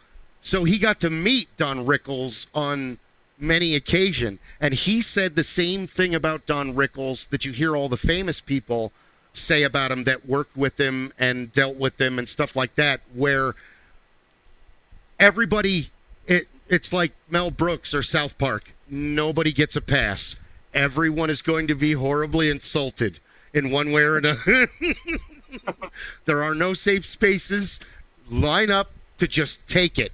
But he also makes fun of himself while he's calling out the dozens of yeah, and that's where the art comes in, and it's the same thing that a lot of I can't remember his name. He's on a whole bunch of bits, and he's a newer comedian. He's kind of got his head almost shaved, and he has like the 5 o'clock shadow look, and he'll come out and say the most crazy shit, and the whole place will laugh. He'll start telling black jokes and Mexican jokes. What I've noticed, and he'll just like go off, and it's like he's back at the original part of comedy where I'm not making fun of your stereotype. It's just this is probably the reason for the stereotype. If you guys know you do this, like, well, yeah, I guess we do. It's that same. Oh, go ahead. You know who else would have been really? I'm sure he was really good at it. Red Fox. Oh yeah. I got my stepdad for his birthday. Back when Temu was actually shipping and stuff. Yeah. I got him a Red Fox shirt from Sanford and Son that says "You big dummy" You big dummy. on it. You big dummy. Esther. He wears that shirt all the time. Esther, you is ugly. Red Sanford, you can't hurt me. The interaction between the two of them is golden. Oh, I know, right? I remember watching that show. Yeah. I remember watching. My stepdad would laugh his ass off. Sanford. I mean, that's when comedy was. Yeah. You didn't care if you offended anybody. much like the show The Office, Sanford and Son comes from across the pond, and it's another show called Steptoe and Son. So kind of put in the same scenario, but instead of a black father and son, a white father and son, and except Steptoe, Sanford is basically Red Fox, just being Red Fox, where Steptoe, he's more like, we talked about it on episode 14. I don't know if you got a chance to see it. I hope you watch it one day. But Commedia dell'arte, and I had to watch 25 fucking years of SpongeBob, and that's when it occurred to me that SpongeBob is basically modern Commedia dell'arte. And they took the character Pantaloon and they split him into Mr. Krabs and Squidward, because Pantaloon is what he is, he's way too severe for small children. Because he's like, he'd be chaotic, he'd be a chaotic neutral innkeeper if he was in D&D. Just old and just cares about money, and everybody is horrible and they suck and you're stupid, and like Squidward. No one understands the fine art of clarinet and all the other, My hair's driving me crazy. So it's the same kind of character. He's like that. he's a curmudgeon, a miser, a penny, is all of the negative characters that involve wealth. And that's why I say he's kind of like that. Wow. And that's an old English or Steptoe. Yeah. BBC show? Or? There was a show back on in the late 60s or the 70s, I think. Steptoe and Son. They have like a salvage, and then they own what's called a rag. I think they own a rag and bone shop, which is basically like a pawn shop, only kind of a lower income pawn shop. But yeah, it was on for seasons. There's a lot of shows that like I can't remember what it was called, but Three's Company, same thing. Except they focused more on like the girl's parents coming over and Jack character having to pretend to be gay a lot more for British audiences, because that's it's funny. And one day I was over at Paul's house, and we were talking about British television, the BBC, and we were talking about it, and he talked about a show called Dad's Army, and I'm like, what the hell is that? That sounds not good at all. And he's like, no, America had Cheers, and at the same time, England was glued to Dad's Army. I'm like, what? Okay, all of the young men that have passed the physical are gone. They're fighting Hitler. Who's protecting England? So they create Dad's Army, where all of these reservists and fucking shopkeepers and these people that didn't make the cut or are too old or whatever, and they're a reserve force. And the shit that they get into is really silly. It's, goofy English sitcom humor. But there's actually like famous actors that were in it. And it ran for like a couple seasons. And the best part is, I don't know if it's still on streaming for Netflix. You probably have to order it and have it shipped to your house, like the way Netflix started out. But on one episode... They don't do that anymore. What? I hate Netflix. They stopped that. They stopped that a couple years ago. I hate the future. Don't have a heart attack on me, all right? You'd be so lucky. But they lost a lot of the episodes. Luckily, some people had them. And they have one episode where they only have the audio track. So they had artists come and they did an animated version of the show. And I shit you not, it's in the art style of Metalocalypse. They all move the same way. They all kind of... And it's neat because the show has its own, like, there's one guy who's like a child. He's like 18. He's like he's mommy's favorite little boy. He's like still sucking his thumb and stuff. And then the main guy, one of the main guy, Captain Manring, he's like if Danny DeVito wanted to be a captain and just one day made himself a captain and everybody just went along with it because they don't want the job. And he just like took over. Meanwhile, he's a bank manager. And here's how brilliant English television is. And I don't know if they are the originators of this. Maybe somewhere else in Europe came up with the concept first. But I can't think of an earlier sitcom version of the invisible character. But my father talked about on the television show that Slim Pickens was in that he watched as a kid, where one of the characters that was one of Froggy's companions was just, it lived inside of a clock and it was a mouse and you never saw it, and the other characters would talk to it, and when the mouse wanted to communicate with people, he'd start running around in the clock and the clock would make all kinds of crazy noises that they would do off stage. But in the show Dad's Army, Manring's wife is like Maris in Frasier or Vera in Cheers. They talk about her in every episode and you never see her.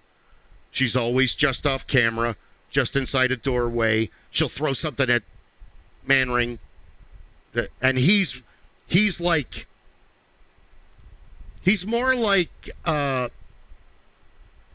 Neville than he is Norm, or Norm's more like, yes, dear, yes, okay, Vera, sorry, yeah, I'm on my way home.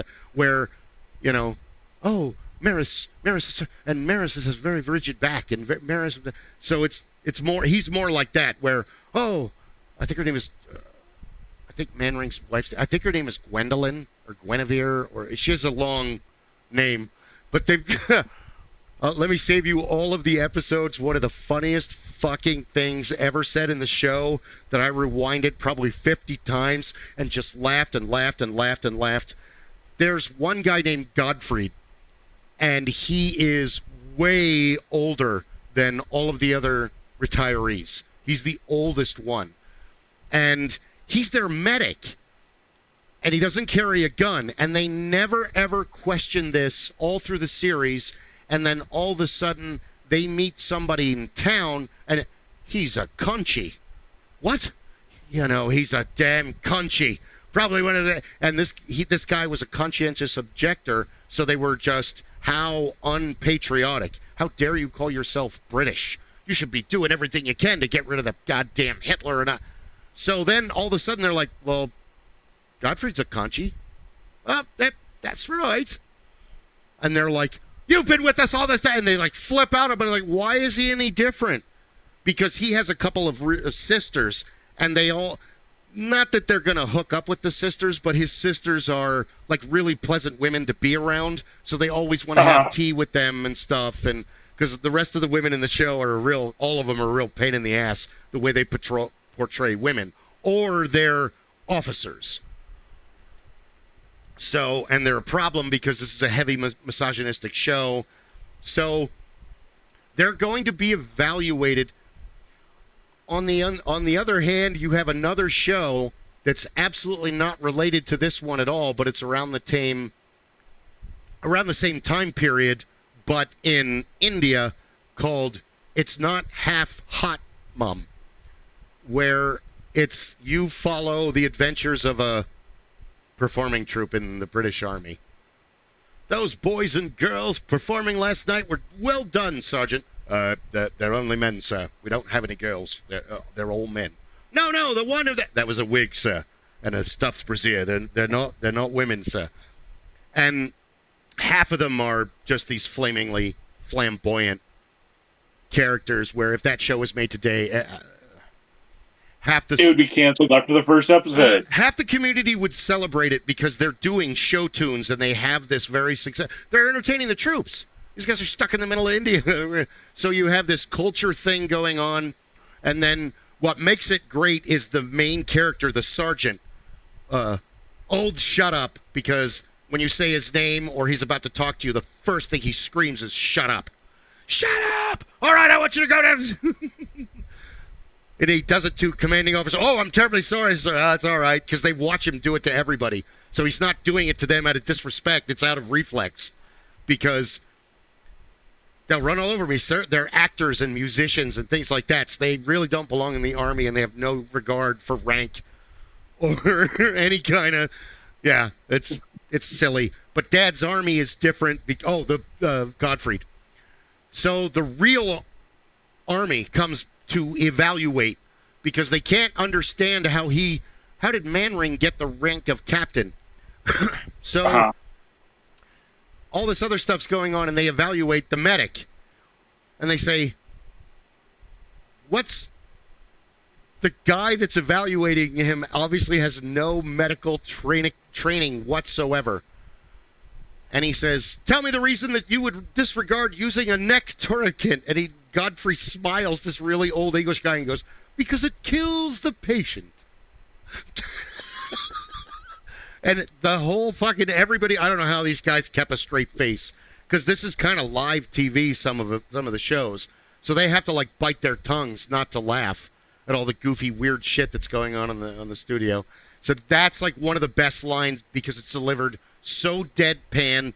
You followed this really excited energy of this, I'm going to evaluate all of you. Something, you're not doing anything right. And then he yelling at everybody, and he gets up to Gottfried, who he's like 90. He doesn't care. He's like, oh, hi.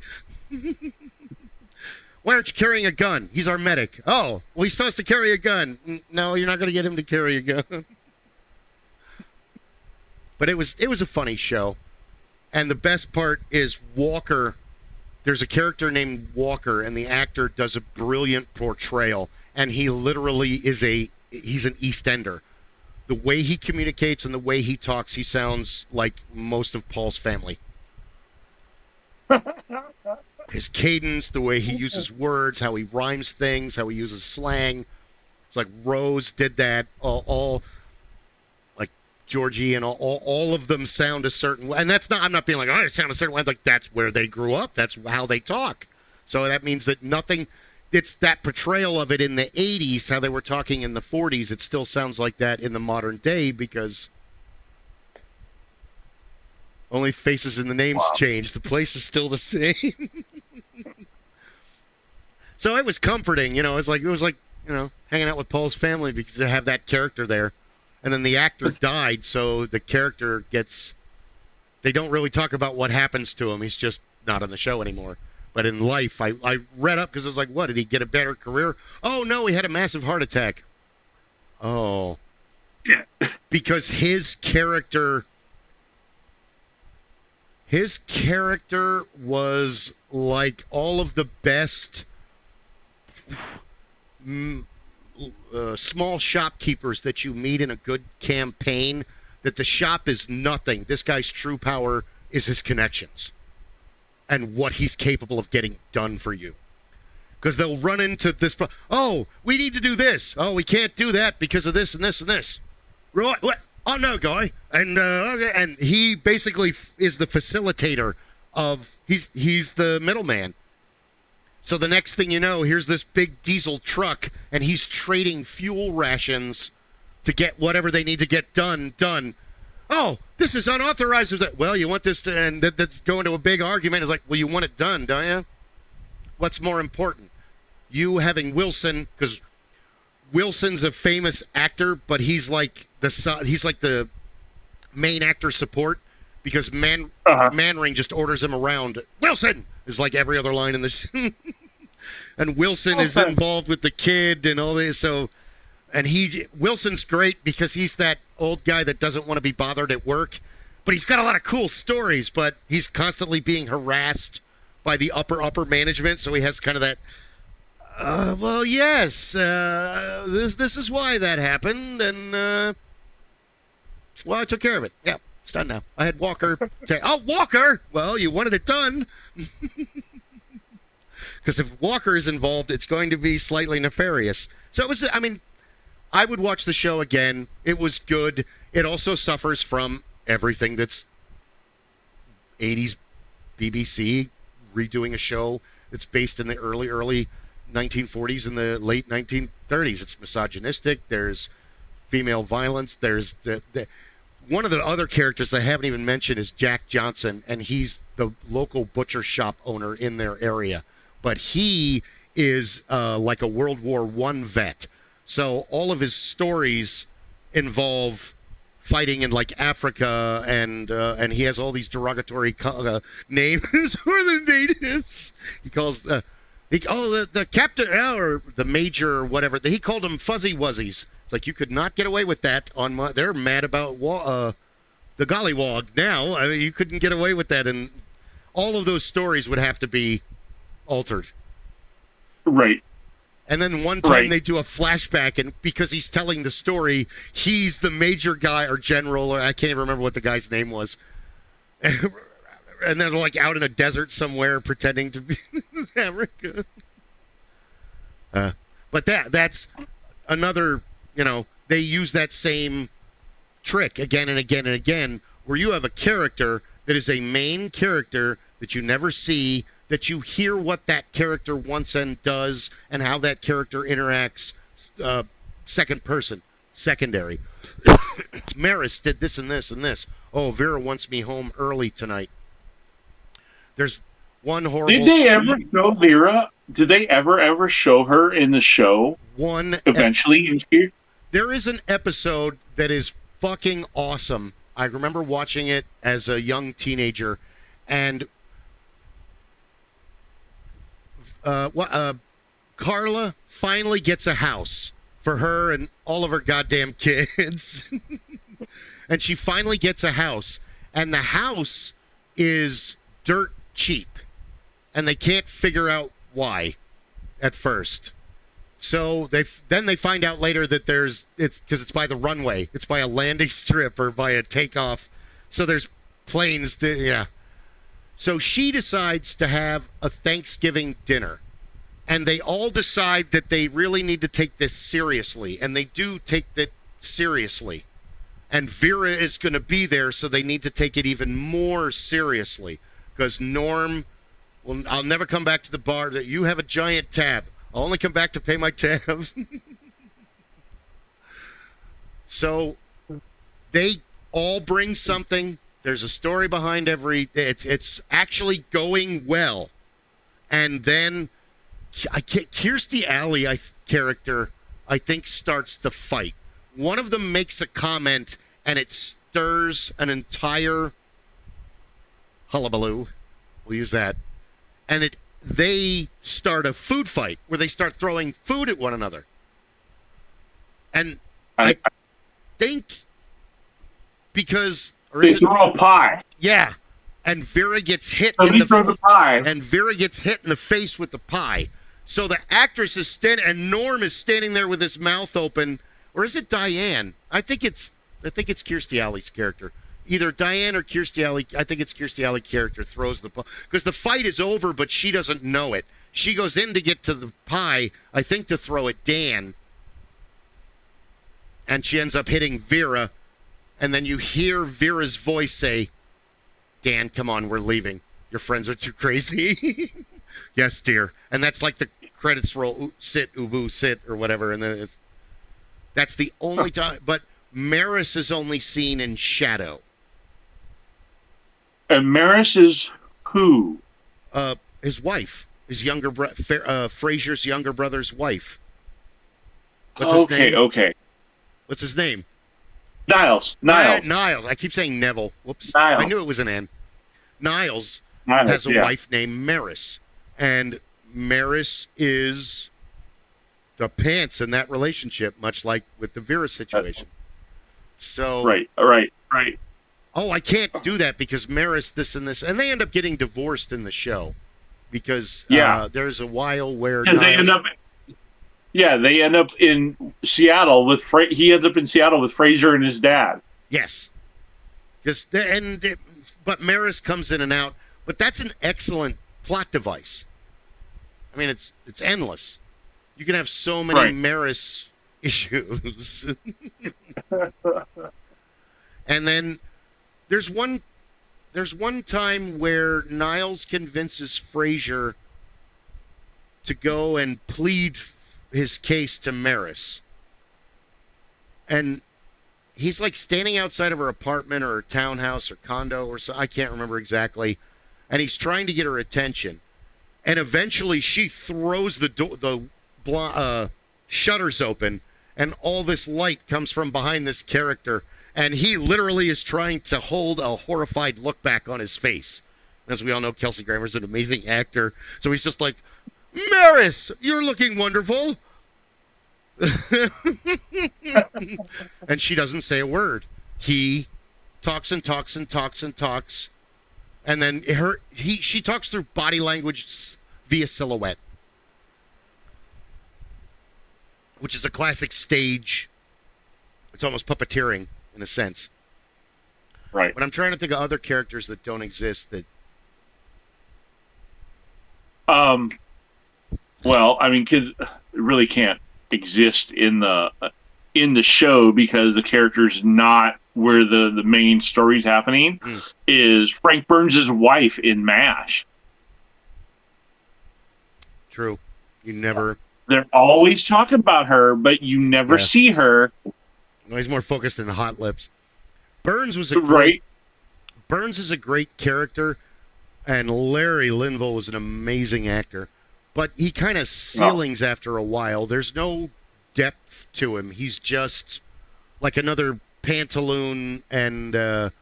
Krabs. Not Mr. Krabs isn't really. Mr. Krabs is all greed. He's not. What is it? Freudenscheid, where you celebrate other people's misery. You're happy when they're doing bad. That's Freudenscheid, I think the term. It's a German word. And a character played by Eddie Izzard in Igor. He's the main bad guy. He's such an asshole. If you haven't seen it, watch it. It's great. John Cusack. What is it? Igor.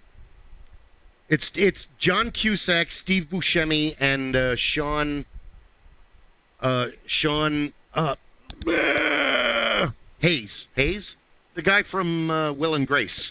The friend. Okay. The guy who wrote the show. Okay. He wrote Will and Grace. Everybody's like, oh, he's just the weird gay friend. No, he's like the writer and the executive producer. But he's... Steve Buscemi is this robot. Or, no. One is a brain in a robot body. That's Sean Hayes.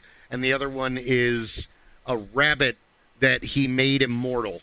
That's constantly trying to kill himself through the entire... And... Yeah, it's absolutely silly. Molly Shannon does an amazing job in it as Eva. She's like a Frankenstein, and they try to make her evil, but Sean Hayes shows up at the last second, and he ends up... They want to show her, like, World War II and all these movies from, like, all the worst wars, but at the last second, Sean Hayes clicks the channel, and he turns it to James Lipton's in the actor's studio. So now she thinks that she's, okay, if I'm going to be famous, I've got to keep my focus. And their world is fucking awesome. Their world of malaria. Don't raise crops. Don't make anything manufacturing industry-wise. Here's what we're going to do. Our mad scientists will create doomsday machines, and then we will hold the rest of the world hostage and force them to give us tens of millions of dollars to keep us from using those machines. That's the whole plot of the movie. John Cleese is a bad guy. Jay Leno is a bad guy. Eddie Izzard is a bad guy. Everyone talks about Legally Blonde and how great she is in that. Jennifer Coleman, Sickler's mom.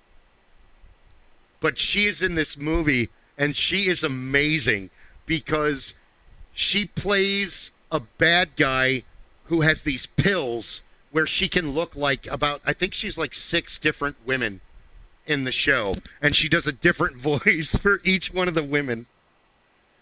Like, for what is the name of the movie? Igor. I have it over here. Like she has a German accent, and she's all dressed up, and she's Greta, so-and-so's girlfriend. So basically, she actually works for Eddie Izzard, but she pretends to be all these famous evil scientists girlfriends, and then she steals their ideas, brings them back to Eddie Izzard, and then he passes them off as his own. Oh my god. Yeah, he's basically Edison. I'm assuming IGOR? Yep. Is it an animated movie? There you go. Look. Okay. All right, I've seen that. I'm trying to find out where I can. Brilliant. I'm trying to see if I have it on streaming anywhere. It is great. Well, I've got a DVD player. You're set. I can bring it to your house. But it is really cute. John Cleese. Yeah, don't get used to him. He gets killed in the very beginning. He's not good at being a scientist. Some of them are. Yeah, Most of he's them on are. HBO Max. Okay, Yeah. I'm gonna add that right to my list. At the end of the movie, all of the scientists have to bring their inventions to the city center. Awesome. It's fun. It's a fun movie. It's a fun love story, fun movie. Okay. Speaking of Steve Buscemi, he's in the second season of Wednesday. Is he really? He's perfect for the cast Yes. of Wednesday. Yes, he plays the headmaster of the school. Oh, perfect. I got to start watching it because everyone is bagging on Luis Guzman playing Gomez. Dude, he looks like Gomez. Are you fucking kidding me? You didn't watch Scooby-Doo when you were a kid? Tim Curry and Raul Julia are beautiful compared to what Gomez really likes. Watch Scooby-Doo. Right. That's what Gomez looks like. He has a pumpkin head. I swear, I shit you not. Right. He's a weird, creepy little dude. And because hands down, I mean, I've got so many Harley Quinn and Joker toys. I've got the wedding poster, but that's not a good relationship. He's a homicidal maniac. No. She's a narcissist. Morticia and Gomez are obsessed with each other in a masochism tango kind of way. They deeply obsess about one another. They absolutely love one another. All the hurt is out of love in the bedroom. It's not. Joker beats the crap out of Harley all the time, and it turns my stomach because dude, what are you doing? You got a clown girl. You've got a girl who's willingly putting on grease paint for you. You should and worshiping Catherine her Zeta-Jones now. is Morticia. You know how many chicks hate clowns? And whereas Morticia and they obsess over one another, and then there's that one meme that I absolutely love on Facebook, and it's like the creepy little gremlin who's obsessed with a drop dead tall knockout, and they're obsessed with each other, and they just laugh all the time. That's the perfect relationship.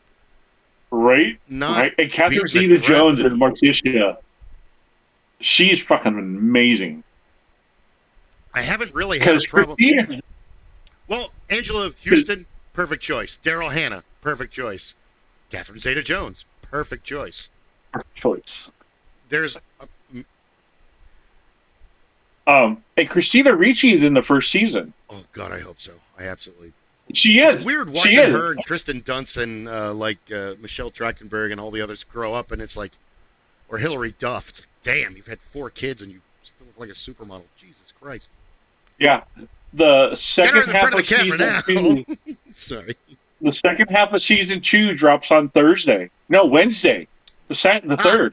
Right on.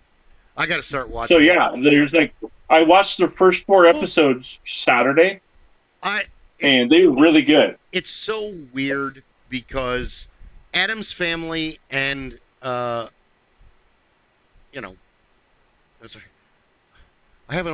wrote a whole argument in one of the graphic novels, Fat Angel, I was working on, where the denizens of the local bar where the main characters hang out are having a massive argument on who is more beautiful, Morticia or Lily Munster. It's like, no, we can handle both people. It's fine. Both are gorgeous. They're 2 different moms, all right? Yeah. God. Lily is more like June Cleaver, which is hilarious because she's a fucking vampire. And Morticia is more deep, sexy. Yeah, it's a little different. She's more of a trophy wife. Not that Lily isn't a trophy wife, but Lily's persona is, like you said, more June Cleaver. She's more. You're very very homemaker. attracted to her, but for different reasons. She's Hestia, Right. where Morticia is more Aphrodite. So it's a little, Right. well, without the evil. Well, the evil's in the bedroom, and that's where you need it. But that where Hestia is the domestic goddess, she's super hot, and she's this tiny little brunette portrayed in the Dungeons and Dragons anime. Is it wrong to meet girls in a dungeon? Paul sent me like the first series, and he's like, you're real. Then he was sending me pictures of her. Like, okay, yeah, she's awesome. She's just a cartoon. So there's a different vibe going on, and they both are, drop dead. But what's weird is you made Wednesday and this dark series, and everybody loved it. But Rob Zombie took the Munsters for what it is, and everybody hated the movie, and the movie was fun. It was great. The movie was awesome. Yeah. I love the Rob Zombie Monster movie. Everyone was like, "Oh, Sherry was good." Dude, it was great. Everybody wanted Wednesday out of the Munsters. Dude, it's not that. The Munsters is campy.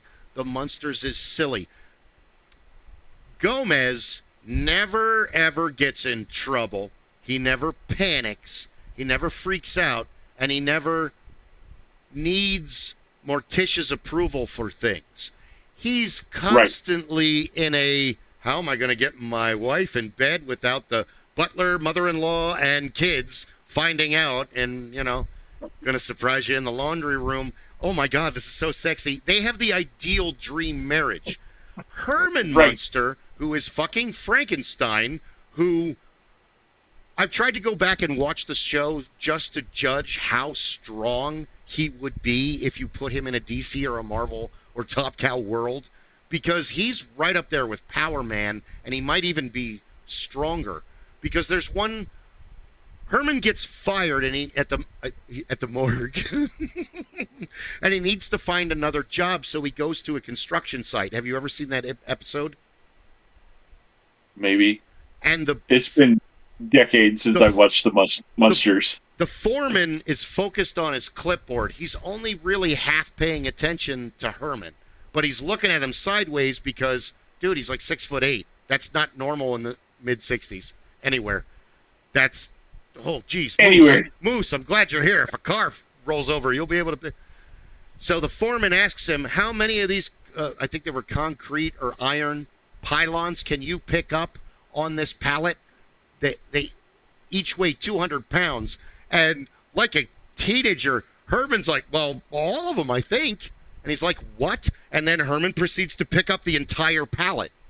Dude, there's like 40 or 50 of them on there, and they're all 200 pounds apiece.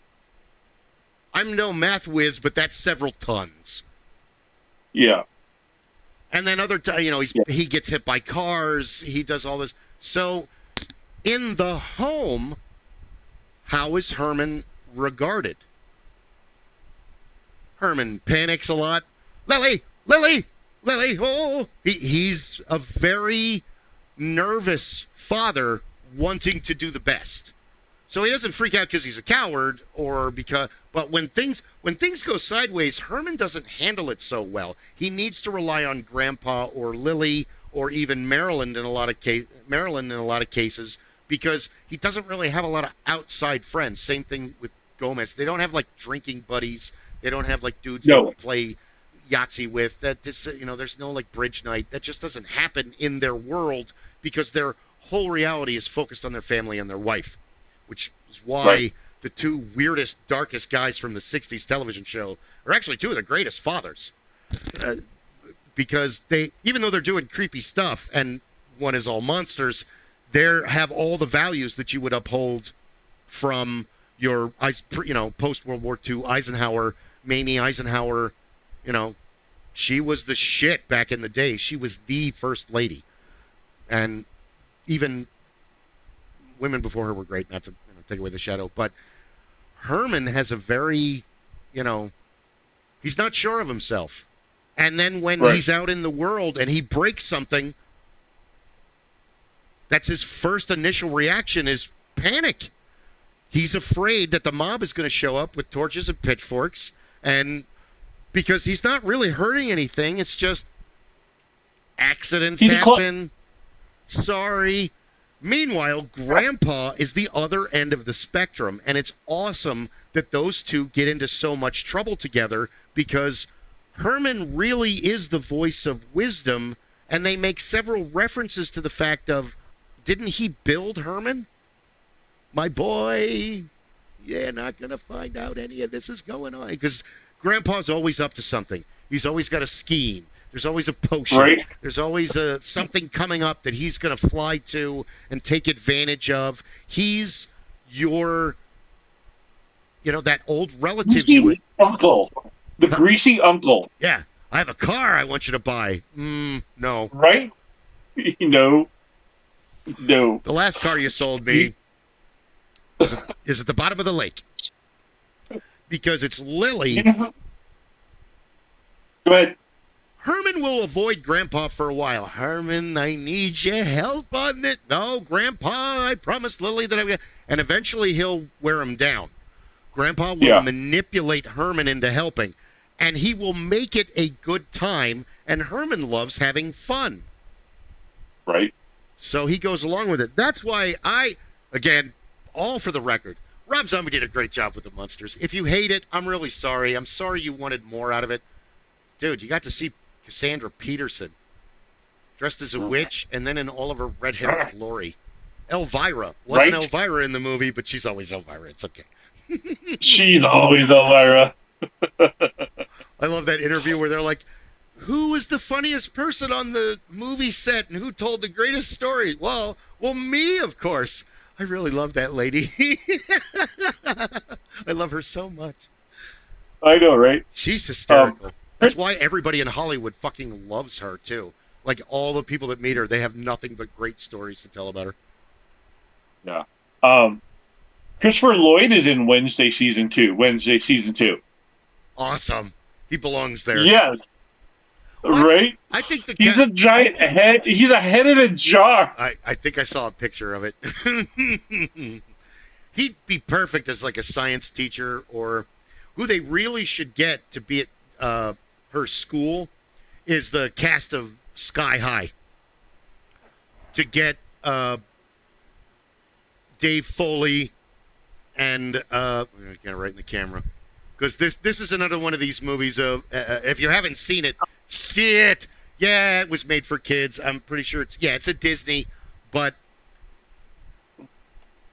it's Kurt Russell and Kelly Preston and oh God, what's her name?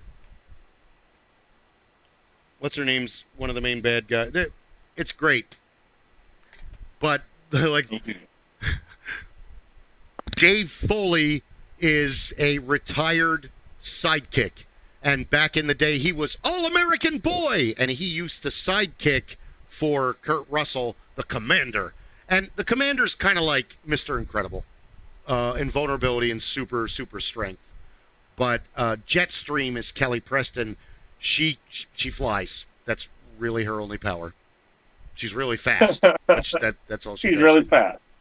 Yeah. Oh, God. But Dave Foley is... When you first get to the school, hey, he's back. Oh, right on. They give you the test and they decide what your power level is. So you're either a hero or you're hero support. So if you're put in the hero support, you will run into Dave Foley, and he teaches you how to be a Robin, basically, because that's what he does. And then as you go on and you get into technology, you take a class and Kevin McDonald is teaching it. Ray guns! And he's got a big prosthetic head, and he's like a mad scientist gone science teacher for superhero kids. And who else is in? Oh, that's awesome. What's that? I was talking about this movie, Sky High. I don't know if you've ever seen it, Rob. Yeah, I remember that one. It's brilliant. And what's his name is the gym teacher, and he has sonic boom powers. Briscoe County Jr., Evil Dead, Ash. Fuck. Bruce Campbell. Thank you. Oh my God. Bruce Campbell. What's wrong with my mind today? I'm drinking less and Bruce I can't. Campbell. Thank you. Yes. He's the gym teacher. He's the gym teacher, and he is the one that decides whether or not you're a hero or a sidekick. And he's an asshole in this movie. Oh my god. It's worth watching. It's really worth watching. It's really good. But the Okay, little, hold on. I gotta get my tablet again then. oh, oops. It was a premium campy movie. It really was. I mean, it was not played for anything Yeah. more than fun, and that was the nice thing about it. Nobody was trying to be this. You know, it wasn't trying to be this great literary masterpiece or this incredible cinematic, system. It was, we're having fun. We're going to have a good time. Because Will, he's not really into the gung ho super there, and his strength and invincibility hasn't come to him yet. One of the best characters in the whole movie is the goddamn bus driver. Yep, that's it. Added it to my list. The guy who plays Tom Wilson, bus driver, is actually the actor who's Farva on Super Troopers. Only he's not anything like Farva. He's a Ron Wilson, bus driver, and he's like a squib in the Harry Potter world. He has two super powered parents, and he has no powers at all. He drives the bus, and all of the kids that are going to be villains, they just steal his hat and fuck with him and pick on him, and it's kind of sad. But he's like this. Don't worry, Will. You could do it. You know, he's like this total. He's like a Adam Sandler positive character that's like comes in and out of the movie and encourages the main characters, but he doesn't really have any. They talk about him, but like Cloris Leachman is the school nurse. Oh, what's wrong? I don't know. Do you have any broken bones? I don't know. Well, let me look. And she picks up her glasses and her eyes start glowing. Nope, everything's right where it should be. And who's the principal is Linda Wonder Woman. Linda Carter. Linda Carter. I almost said Hamilton too. Whoops. Well, why wouldn't you want to say Linda Hamilton? But yeah, Linda Carter. She's Mrs. Powers. She's the principal. God damn it! I can't do anything. I'm not Wonder Woman, you know. That's one of her lines. Because when the kids get in the fight, the school gets destroyed, and then she comes out of nowhere, and she's like the vice principal in the role-playing game Teenagers from Outer Space, where like no matter he's just gonna destroy everything. Stops when he comes around. He's like throwing Tiamat into a fight. All right, I'm tired of you guys here. Here's the oldest and most angry, evil female dragon anybody's ever met. There you go. What's another good one? We kind of got off the sci-fi movie because that kind of sucks because we started talking about different... we talked about English television for a while. Dad's Army and It's Not Half Hot, Mom, and a couple other shows. I want to get a hold of I'm All Right, Jack, which it's actually a drama. It's not a comedy, but Peter Sellers is so over the top, it becomes a comedy. And because they're like, is it supposed to be a drama? Well, everybody's laughing. All right, it's a comedy now. He plays this like... Huh? Oh, I'm sorry. Go ahead. Wait, he plays this weird, like, factory owner who's secretly a communist. Isn't that right, brother? He's just this creepy guy, and most of the clips I've seen are really like, and everybody, it was a movie and it became a show later, so they love the character because he's just weird. He's just a weird little dude, and he's being played by, one of the greatest human chameleons that ever lived. Inspector Clouseau.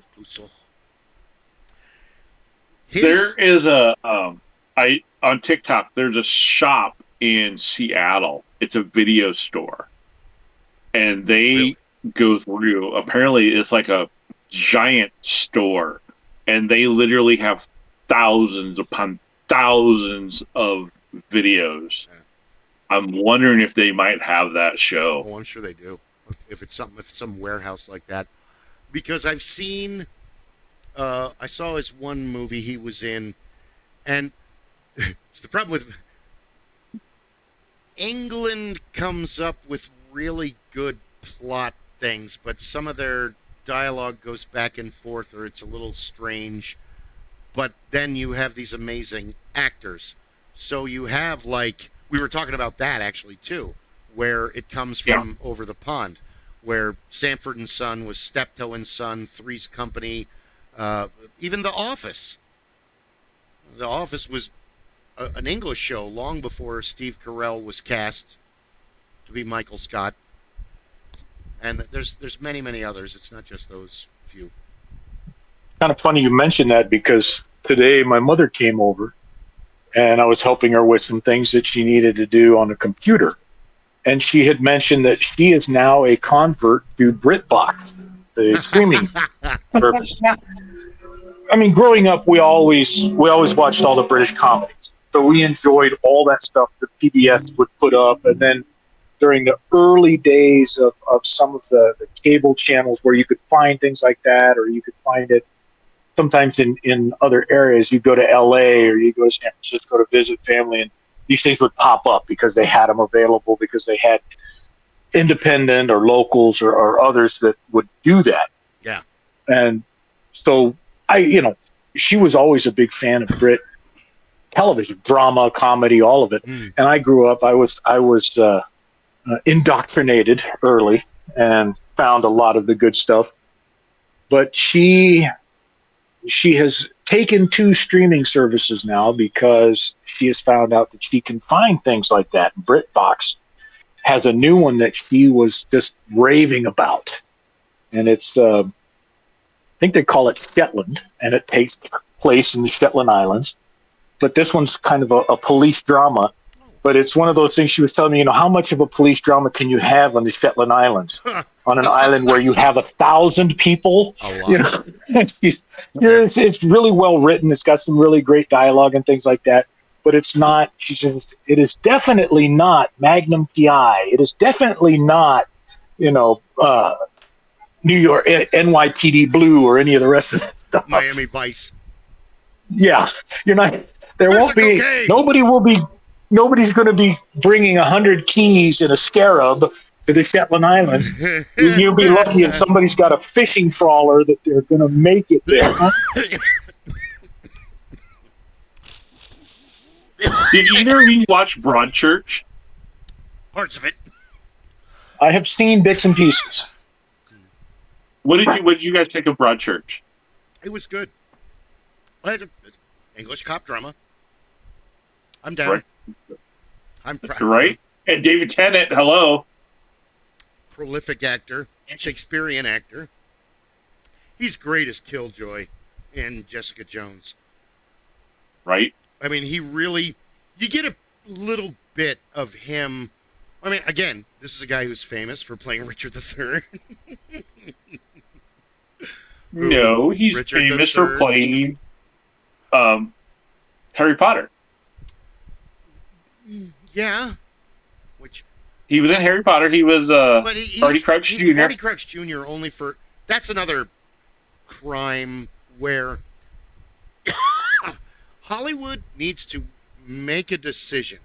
Are you going to make a movie for the fans, everybody, or people who have never fucking seen this before? That's what you need to do. And Lord of the Rings has proven that maniacs like me will sit through over 9 hours of a movies, and just keep switching the discs out. Go, war, here we go. So, and when the kids were sick, and Hannah in her adulthood, she says even to my adult, I'm sick, and I'm going to stay home from work, and I can hear your voice. Okay, pick one. What are we going to watch today? Harry Potter, Lord of the Rings, Star Wars, And I would, I couldn't sit on the couch with them all, obviously all day, because either I would have chores to do or stuff, but, they were watching the movies while they were home from school. So we will sit through movies of a thing that we like. I posted that on the thing. Did you guys see that? That series that I was trying to remember the name of is actually called The Seventh Sword? Huh. I did see that. Yeah. I might have, yeah. David Duncan is a Canadian author, and a goddess gets this guy from a chemical plant who's like he dies. And she puts him in this barbarian body, kind of like Guardians of the Flame where Carl goes into Barack or whatever the name of the warrior, even though he becomes Carl Cullinane, is in a different body, and he has to be her champion. Apparently, it was a 3 or 4 book series, so I have to get that and read it.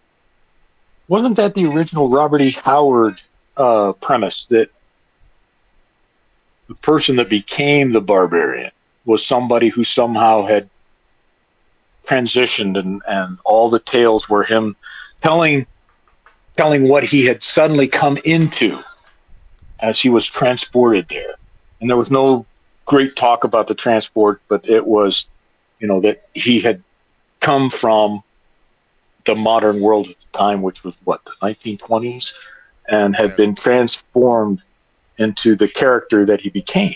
Howard had problems. Howard really believed that Conan from the Sumerian world came to his house and would stand behind him with his axe in his hand and force him to write the book. And he would have to keep writing and keep writing, even if he stayed up for days until Conan left, and then he could end the story. That's schizophrenia. You need help. Wow. Somebody needs to make a movie about that. Dude, I've been in didn't they do it? It's called The Barbarian. I haven't seen it yet. Sorry. So, that's a totally no. That's a homicidal slasher horror movie. I haven't seen that yet. Yes, I've seen The Barbarian. Oh, you have? Was it good? Oh, sorry, Rob. Go. Somebody needs to make a movie about that. About Robert E. Howard, how he got there, about his life and how he became. That would be an interesting tale to tell. The problem is, I would want it to be written and told in more of an, for lack of a better term, an art house style, because this needs to be a true tale. And I don't want it to be Joker, and I don't want it to be, I don't want somebody to be focused in on, okay, we're going to open up with 30 minutes of Robert E. Howard and how he got here, and then we're going to go into Conan. No. We need to know what happened. All I can think of is The Fisher King right now with Robin Williams and Jeff Bridges. Yeah. It's half the movie you're like, and the other half you're like, oh my God, this guy is fucked up. This guy, he's lost his mind. Robin Williams is crazy. And there were a number of those authors at that time who had similar concerns, but very few of them had gone as far around the bend as Robert E. Howard had gone. Fitzgerald. I mean, not everybody can be Hunter Thompson. Obviously, we can't all go do a whole bunch of mushrooms and it's take who wrote the stories? Who wrote the Cthulhu tales and all of that? H.P. Lovecraft. Lovecraft was another one who had some. He really had, at some point in time, either consciously or unconsciously, he had some kind of a psychotic break to create some of these tales and characters and whatnot. Yeah, because those are horrific tales. If you read another one, I had the privilege of meeting Clive Barker a couple of times. Really, this incredible English gentleman. I mean, when you met him, you would not have equated him to Pinhead by any stretch of the imagination. You would not have equated him to the Books of Blood. The Books of Blood would have been the last thing. You would have thought, this guy writes stories about, British war heroes in World War I, or this guy's writing these beautiful Arthurian tales, I think, very well spoken, very intelligent. And sat down with him and my friend Dave, and we were sitting there for an hour and a half, just having a conversation like the three of us are having now. And Dave turned to him after that. He looked at him. He says, I've read all your books. Because I've seen your, at the time he had written a children's book. He said, you are one fucked up individual. And Clive just looked at him with that wry little English smile, kind of laughed. And he says, well, we all have our crosses to bear, something like that. And you just thought, yeah, this guy, okay. There was, at some point in time, there was a psychotic break for him, and these tales came out. It happened. Even Stephen King is another one that I would think along those lines at certain times, because he traveled so far into that darkness, but he was able to come out again. Which who? Stephen King. Stephen King. Yes. Yeah. Yeah, he was another one that traveled the dark road and was able to come back, but he couldn't help but keep going back. Yeah, I think Stephen King has more of the ADD, because I remember I think around the time of Cat's Eye or Creep Show, they were interviewing him and they were asking about his writing style. And he said, most of all, it comes from, okay, here's what happened. All right. But wouldn't it be weird if this happened on top of that? And that's how he kind of just builds. Like, I understand that method of creating stories. Yes. My mind also won't stop putting things together. Yeah, but you don't necessarily go traveling. What? I'm gonna step away for just a minute, so I'm gonna end my part, okay. And then I'll come back. We're on for until Rob says it's time. He's the timekeeper of the council. Okay. Council timekeeper. That's another title for you. There we go. Yeah, but the difference is you can travel down that road, but Stephen King and Clive Barker and a lot of the truly good horror storytellers can travel down an incredibly dark road and come up with some things that most of us would stop and say, no, I can't continue down that path. I have to turn around and come back. And they are able to continue down that path. And then after they've found what they feel to be an appropriate stopping point, then they come back and you think, wow, there's something there, something in that psyche that allows them to truly embrace that dark side of their mind, that dark side of their heart, and bring that out and show it or write it and say, here's something I found, and I hope that you receive it in the same manner I'm putting it forward. I'm not a psychotic mass killer. I'm not going to go out and do this myself, but if we put it on celluloid, I'll happy to watch it with you. I'll sit down, yeah. My cats are having a night. At one point, a back door blew open and Steele escaped out into the yard. And he didn't want to come back in, so I'm hoping the door's still closed. So yeah, it's been that kind of night.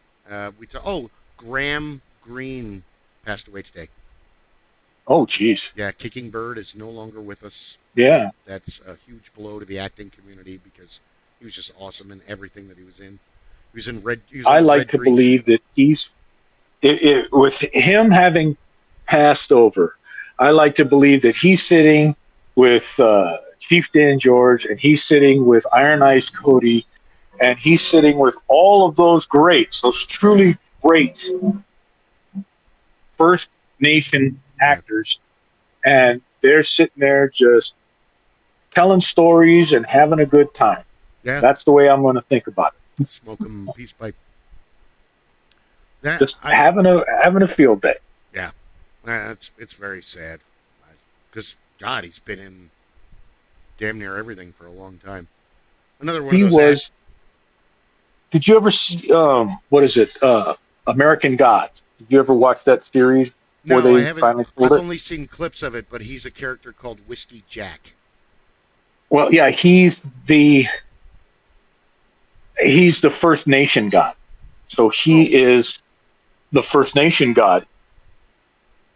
So as Odin shows up in his area, he and Odin do not get along well because Odin's men, Odin's worshippers came and killed his worshippers when they first arrived. That's one of the things that they show in the series, and I'm sure it's written in more detail in the books. And that was a very interesting thing. But I've always enjoyed his work, and I've always liked the way he played. I always liked the way he played his characters, regardless of what member of the First Nations he was trying to portray. Yeah, he did an extraordinary job. He did exemplary in the way he presented. Yeah, no, he's a very talented actor. I was reading his profile. He did a lot of Shakespeare work. He's played in Ontario, where he went to college. He did a lot of Shakespeare. The Shylock in Merchant of Venice. He was. I was going to say. I thought he was a Canadian. Canadian native. Canadian member of the First Nation. I don't like to say Native American because it's I was always taught that it was the First Nation. That it's always easy just to use their tribe. Oh, it's Navajo, Hopi, Apache. That's easy. Well, Pima, but you got to know what tribe they are. And if you say the wrong tribe, now you've just made an enemy. Dude, I don't know. I'm a white guy. Leave me alone. I'm not here to. Oh God, can't we just get past that? So yeah. I would like to apologize unreservedly, and I will see myself out. Yes, you're all upset. So terrible. No, I am. We got into a big discussion about cinema while you were gone. We got into a lot of discussions while you were gone. And it's good when I leave. No, that's not what I meant. I had to fill in the time. Poor Kris. Thank him so much, because he had to take over while I'm running around the backyard because Steele did not want to come in. I'm out past curfew. This is awesome. Never coming back. So yeah. Yep, he was the adolescent. Fuck you! I'm like, yeah, get back in the house, get back in the house. And he's climbing the gate. Okay, I'll be back. See you later, Gabbett. No! I had to grab him. Now he's over here lying, ignoring me. He knows I'm talking about him. His ears are moving. I ended up coming out into the shop because it's for this time of year, it's nice out right now. Yes, it is. So I've got the phone running. I'm off of the Wi-Fi so that we don't hopefully have the freeze. And I'm just sitting out here watching the calm in between, I guess, the storm. I've got clouds to the west, clouds to the east, and clouds to the north, but no more rain right now. You're just sitting we'll watching see what the we wheels get. Go round and round? Actually, I've got one of those guys with a little side-by-side Can-Am, and he's gone up and down the street probably 7 times since I came out here. Yeah, your neighbors. It's like, awesome. Are you trying to run it out of gas or what? What are you doing? You and I have good neighbors. I was helping out Harold, and the guys that live behind him are not good neighbors. Normal neighbors do not take shovelfuls of dirt and throw it in another neighbor's up-ground pool. That's not normal. No. People don't do that shit. That's not kind. That's when, if you were vicious, that's when you go to all the other neighbors who have dogs and you offer to clean up their backyards and then throw it over the fence. But I'm not suggesting anything. I would never suggest that kind of thing. Yes, I would. It's the Ford and Chevy bizarre weirdness. I don't know. Because you figure you're restoring old cars, he's restoring old cars. You guys should get along. You've got old trucks, he's got old trucks. No. It's funny. I get a kick out of that because I grew up at the ranch, and we always had Fords up at the ranch. Grandpa had the old pickup truck. He had the van. We had the old 48. We had the tractor. So he always had Fords around. So I always thought of that. That was great. Dad had the old Falcon pickup truck. And then later on, he bought a great big Cadillac because he wanted to have the Cadillac. So he and my mom and my sister and I could travel wherever we needed to go and do it in style. And that was fine. Yeah. But, never had anything but Fords until that Cadillac showed up. So I was indoctrinated into the Ford world that way as a kid. And later on, Grandpa taught me, didn't matter. Does it work? Okay, then that's the right vehicle. That's a good vehicle. Does it start and stop and do all the things you want it to do in between? Congratulations. We were unloading the... And oh, go ahead.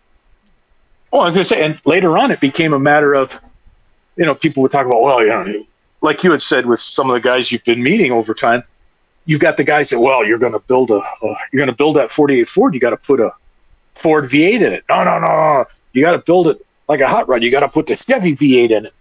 And then Grandpa was the guy, what kind of motor you got sitting over there? What is that? Yeah. Well, that's an old. Is that a Chrysler? Yeah. Bring that over here. We'll just change the You got a transmission that fits it? Bring that over here. Oh my God. Yeah. Let me show you how to put that in here. What do you got over here? Is that a 2JZ out of a Toyota? Yeah. Out of a Datsun? Bring that over here. Let me show you how to put that in. This is the same argument that I have where the fans are the toxic part of anything. The Star Wars and Star Trek thing, Lucas and Roddenberry, they shook hands.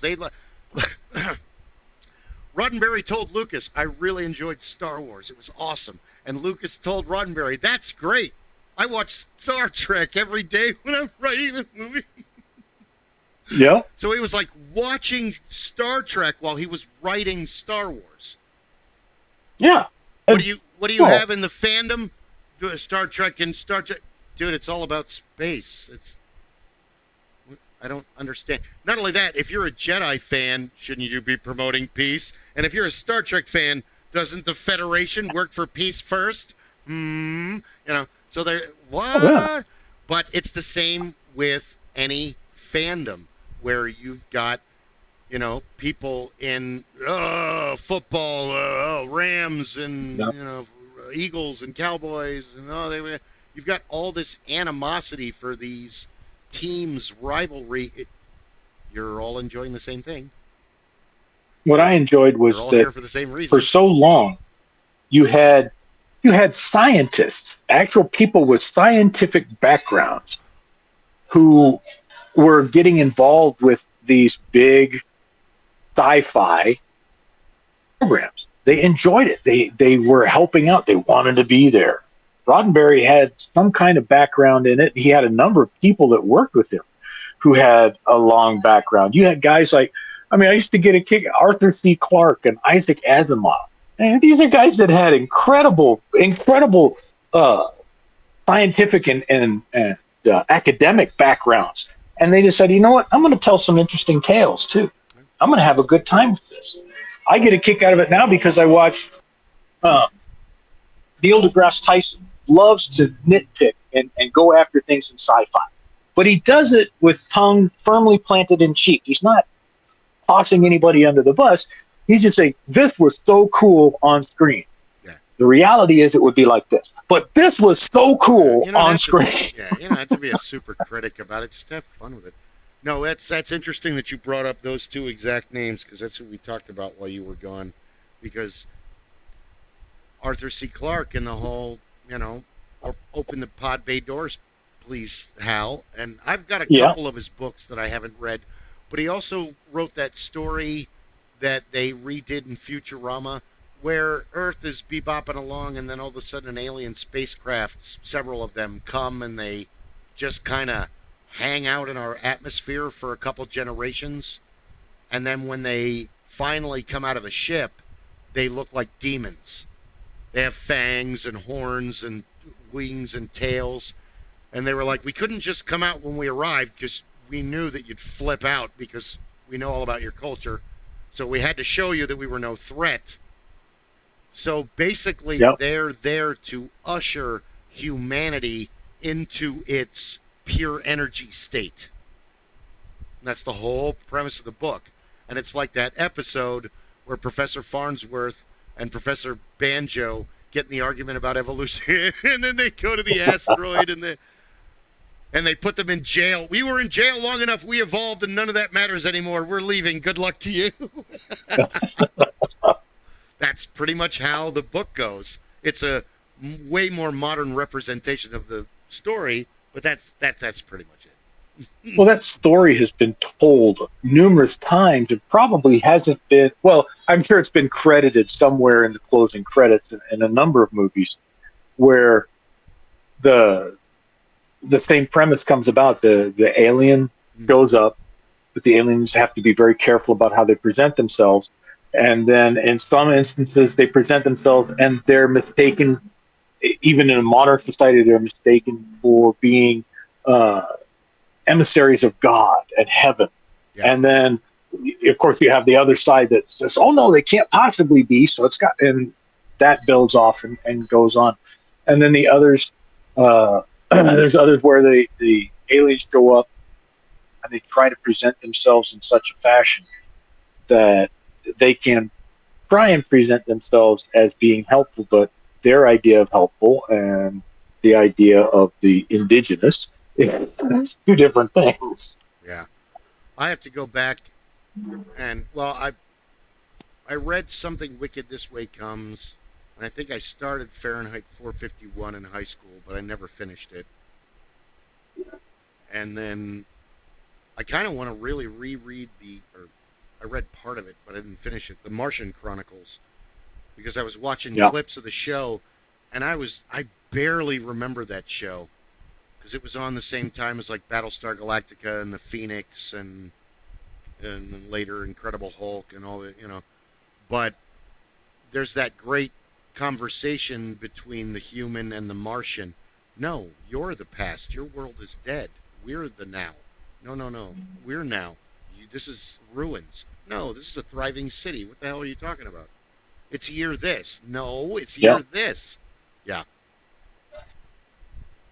Yeah. Oh, I remember reading the Martian Chronicles in school, and I remember that being, and of course we never read the whole series. They selected sections, and it was very cool to have that program available too. We're like, oh, and the teacher's like, I've seen it. You can't write on it. Well, we're obsessed with Mars, since the 1800s. Yeah. Really. It's got to be civilization there. Before that. No, it's just the nature. We're a fluke. Yeah, we're everywhere. That's what it looks like. Yeah. Well, even now, there is a spaceship heading towards Earth. They're going to look exactly like us. It's going to be like Star Trek. Finally, new plot lines. The spaceship is heading to Earth because they haven't been here yet. So think of it this way.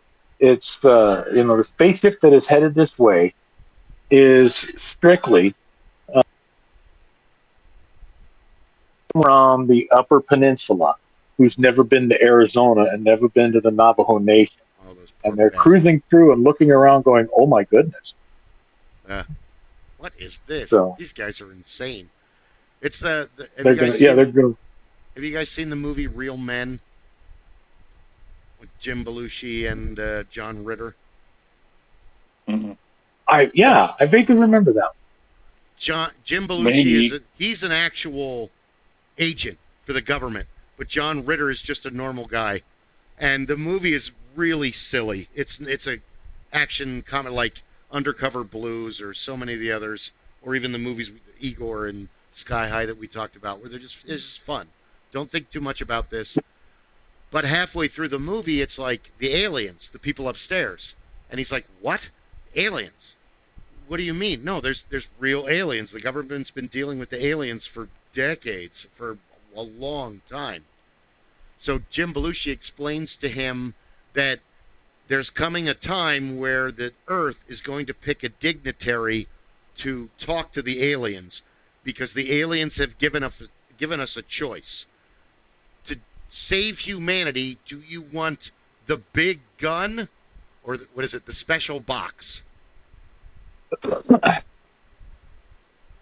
So with the big gun, the special box holds a formula, because what humanity doesn't know is our meddlings with things. We've actually accidentally, in that storyline, we've accidentally killed off all of the oxygen-producing algae in the ocean. So the Earth only has like 20 years. I think whoever started the climate change was a big fan of this movie. So at the very end of the movie, Jim Belushi sends John Ritter, because he's like, I can't do it. He's like, what do you mean? He's like, no, I'm an agent. They're going to know that immediately. If you go, you're just a normal guy. That's who the aliens want to deal with. They don't want to deal with people from the government. They'll run away. So he finally gets to meet the alien, and the first thing John Ritter says is, "You look just like us." Well, yeah, we're all brothers of man in this galaxy. Which do you wish? The big gun or the special box? Oh, I want the good box. I think that's what it's called. Big gun or the good box. And John Ritter, of course, he's playing a wholesome character, gets the box and gives it to the government, and the world is saved. One of the funniest parts of the movie is that they're coming out of this one building, and all of a sudden, just nonchalantly, John Ritter was like, "What are those clowns doing over there?" And Jim Belushi looks over and he goes, "Holy shit, clown attack!" And all of a sudden, the clowns that were just walking down the street in a group scatter and start doing a military hand signal in clown and full makeup with the wigs and the big shoes, and they have guns. It's the fun. That part of the movie I watch again and again and again. It's like I posted the movie Bad Medicine with Steven Guttenberg and Curtis Armstrong and Julie Carter and like and Taylor Negron plays a kind of questionable cab driver. "I'll give you a special discount," because he's taking advantage of all the Americans. And then he tells them one night that he ratted out his cousin, and his cousin got killed by the local police. But what he doesn't know is, "Hey, you've got an extra friend tonight in the cab." "Oh, yeah, this is Manuel. He had too much to drink tonight." Really, in reality, it's a corpse. They've basically stolen a cadaver out of the thing, and they're taking it back to their apartment to help with their anatomy lessons for school. So all of a sudden, the guy's hat falls off because it's a Weekend at Bernie's thing. Years before Weekend at Bernie's comes back, and Taylor Negron looks in the rearview mirror, sees the dead guy's face, and screams out, "Mother of God, it's Gonzalez!" "My cousin, I ratted him out." So then they have to explain to him that he's dead. It's like, "I'm just going to let you know. I'm going to charge you extra for this." It's a funny Three Stooges kind of sequence, because then the cops are involved, and they have to convince the cops that he's alive. He's drunk. Dead drunk. Yeah, he had a lot to drink today. Like that scene in Clue when they're trying to convince the cop that oh yeah, he's drunk too. We'll get him a car home, a long black car, a limousine. Yeah. It's one of those moments.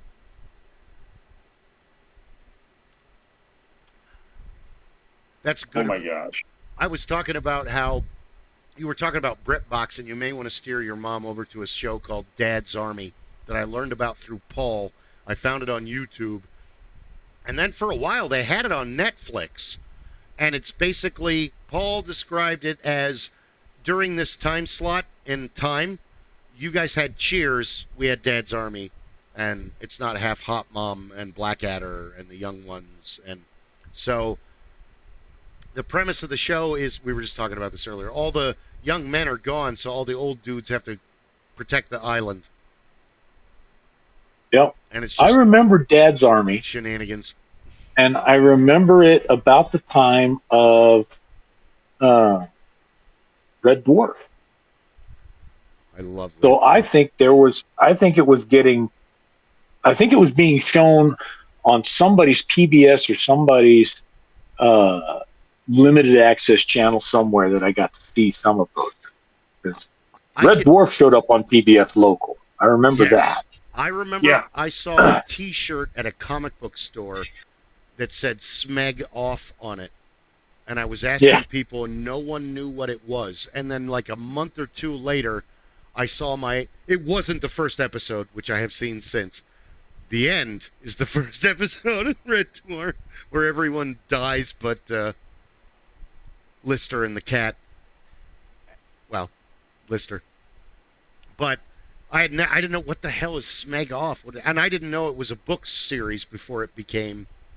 And I think Christine got me one of the books, because Rimmer's a little bit different in the books than in the show. He's still a giant asshole, but he's a little more ultra jock, a little more of a physical force to deal with before he becomes a hologram. Red Dwarf is brilliant because it's one of those, here's a limited area, now write decades worth of dialogue for these guys out in the middle of space, nowhere. There's only a handful of them. Everybody they meet is hostile. Yep, you have four characters. Where can you watch Red Dwarf? Is it on any streaming at all? That's a good question. I don't know if I have any DVDs of it as much as I love the show. I thought it was back. I thought it was back again somewhere. The best part of Red Dwarf, because there were some new episodes that had come out in the last, I want to say in the last 10 years ago, because everybody was older and you're looking at it, you're like, oh yeah, okay, I recognize it. Do you know the premise? Do you understand what the show's about? Who, me? I've seen some episodes like a long time ago. You know, I've seen them, but I've never fully immersed myself in them. Like, same with Doctor Who. I mean, I've heard of Doctor Who before the remake or the new ones. I had watched some, but I've never really deep dove into them. Your introduction to Doctor Who is based on who hands it to you and says, watch this. So, or you can find out like most Americans did where, like, talking to Paul. PBS. Well, PBS. But talking to Paul, John Pertwee, Doctor Number 3, was Paul's doctor. My doctor is Tom Baker, Number 4, because that was the first doctor I saw on PBS when I was a kid, when they were playing the reruns for Americans late at night or early in the morning on PBS. And then like Hannah, her first doctor is Christopher Eccleston, because we got season 9 and started watching it. All of them are great. And Tennant is number 10. But it's how you're introduced to him is what doctor becomes your favorite doctor. I guess the same thing would be Dumbledore if you didn't watch 1 and 2 and you only watched 3 on, and then, well, Michael Gambon is my Dumbledore. No, Richard Harris. The guy that gets his ass kicked in Unforgiven. He's Dumbledore. And Baker was the most popular only because he was the longest lived. He did 7 seasons. A lot of them. He had the longest run of any of the actors who played the character, and so he became the most popular by that for the longest time because you had seen him the most. I would say. And Baker's the one with the scarf, right? Scarf is Tom. Yeah. Baker's the one with the scarf. Number 4. And big afro, big curly hair. William Hartnell set the stage, and he really kind of personified the aspect that the doctor is, because Doctor Who is the response. I'm the doctor. Doctor Who? Yes, exactly. That's pretty much the response for the interaction. He doesn't need to tell you his name or what he does. He's here to solve the problem.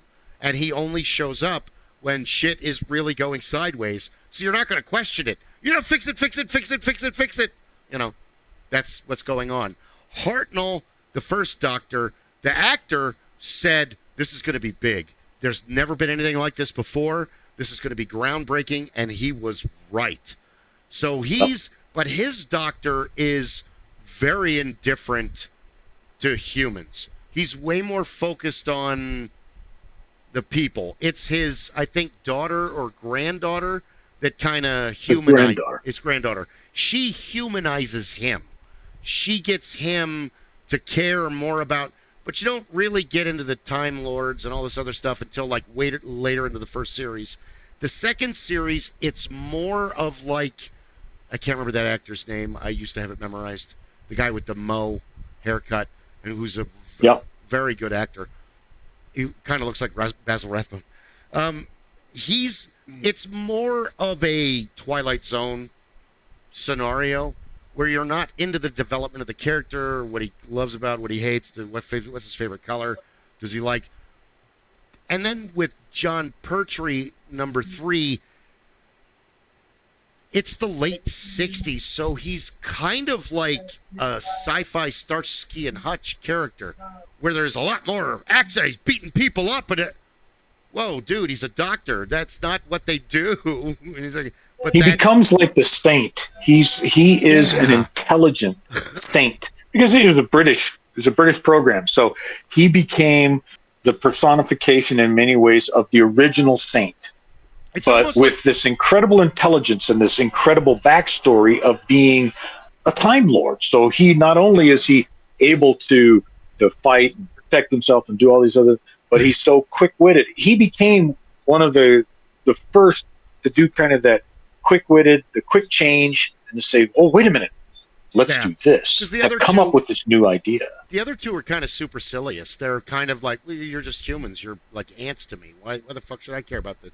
Grandfather, and then all right. Where John Pertwee, like Rob just said, it was almost like they were trying to appeal to a younger audience, or you had a lot of backlash with, no, doctor, that's just some old granddad who just complains about everything and only does something when they. So they were really kind of the sidekick younger female becomes a trope early on in like the second episode, to keep the male audience coming back. They have her in a bikini in like the second episode, and she's hot. I can't remember it's like 1950 or 60. No, 63 Doctor Who started, because Doctor Who is the oldest sci-fi show we have. It's the first. Where the movie we were talking about, because even it isn't, Pertwee kind of like amps it up, like you said. He's got all this. But then with Tom Baker, they kind of take it sideways. He's not an action-adventure hero, even though he's strong and passionate. He's much younger than all the other actors. I mean, he's still alive now, and the rest of them are gone. And he's more of like a Willy Wonka character, like a Tesla character, where he's what they would describe as autistic today. But he's fully, oh, look at that. Oh, have a jelly belly. Hi. Oh, tomorrow when you're going to take this test, remember, question number 3 is C, not D. Okay, thank you. So he's more of this, like, Santa Claus kind of character for and Pertwee built it. Pertwee started that thing. And then Baker kind of like really got the opportunity to run with it. And so Baker toned back on some of the physicality, but he would still fight. He would still knock out the other.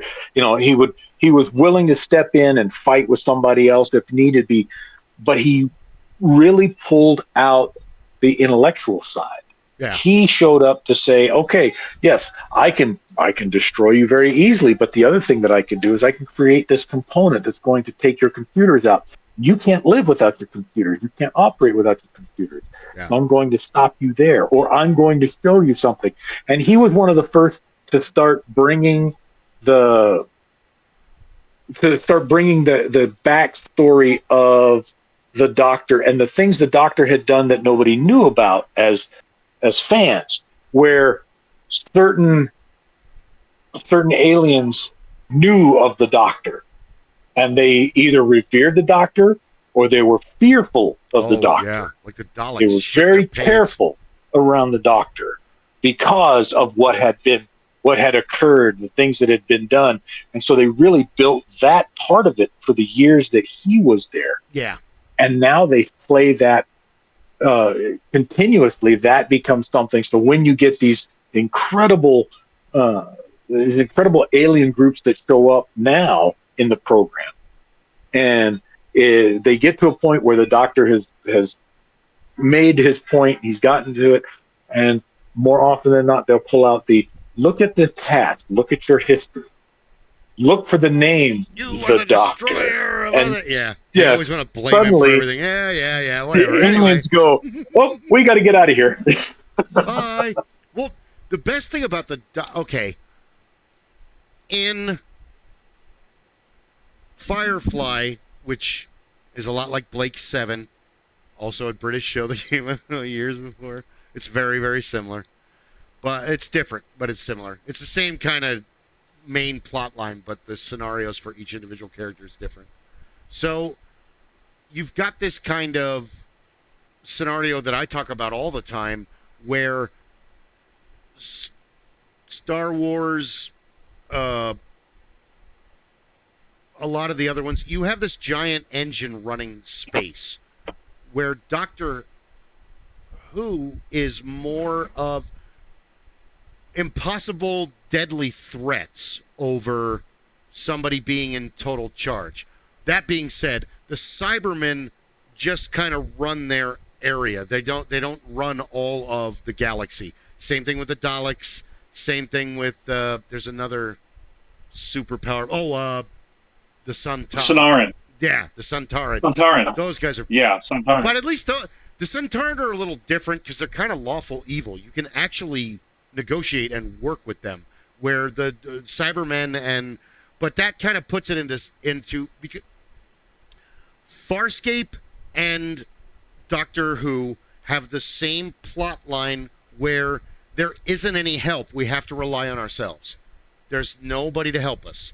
Every little place we go will help us, or in Doctor Who, any kind of little English town we go to, there's like one scientist that knows what the fuck is going on.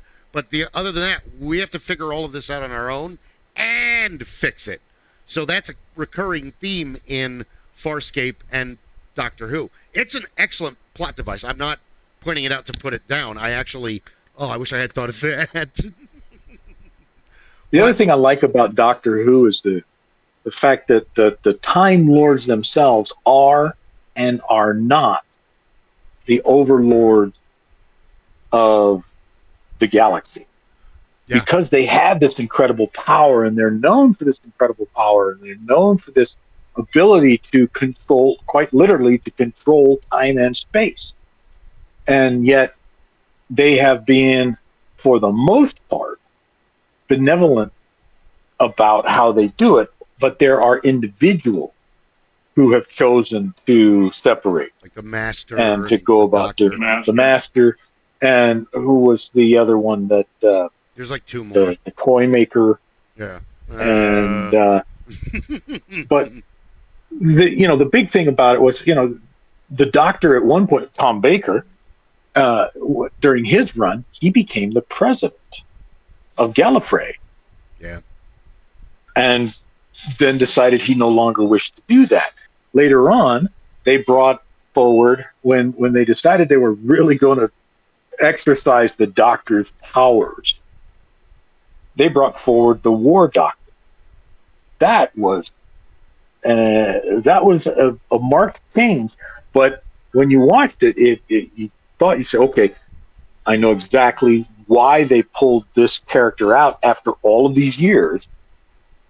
This character is what the Doctor, every iteration of the Doctor, has always said he never wanted to be again. Yeah, he's the one that never wanted to do this. I don't want to be the this War guy. Doctor. Right. So the War Doctor had done it. And when we got to see the War Doctor perform, then we knew, Hurt. oh yeah, this is why he never wanted to do it. Harry Potter, one day you'd come into my shop. He's such an amazing actor. The Elephant Man. It's the Elephant Man. Get him. When he's not creating wands, he's destroying the universe. Not having xenomorphs jump out of his chest and Alien 79. John Hurt's amazing. Yep, that was Jesus. That was the biggest change. That was the surprising change for me when they pulled that out of the hat. Yeah. Because they'd gotten to a point, and I guess they kind of sat down, and somebody said, let's go back and let's pull this forward so we can elaborate on it. Well, and they did a great job. They did. Every genre only has so many plots. So that's where you have to stack plot parts and pieces and make whole new ones. So, I mean, Tolkien's just, Lord of the Rings is just them walking around. Well, they don't have fucking spaceships. Well, yeah, it's going to take a while. They can't teleport. Sorry. Where Star Trek has shit happening and Star Wars and all that.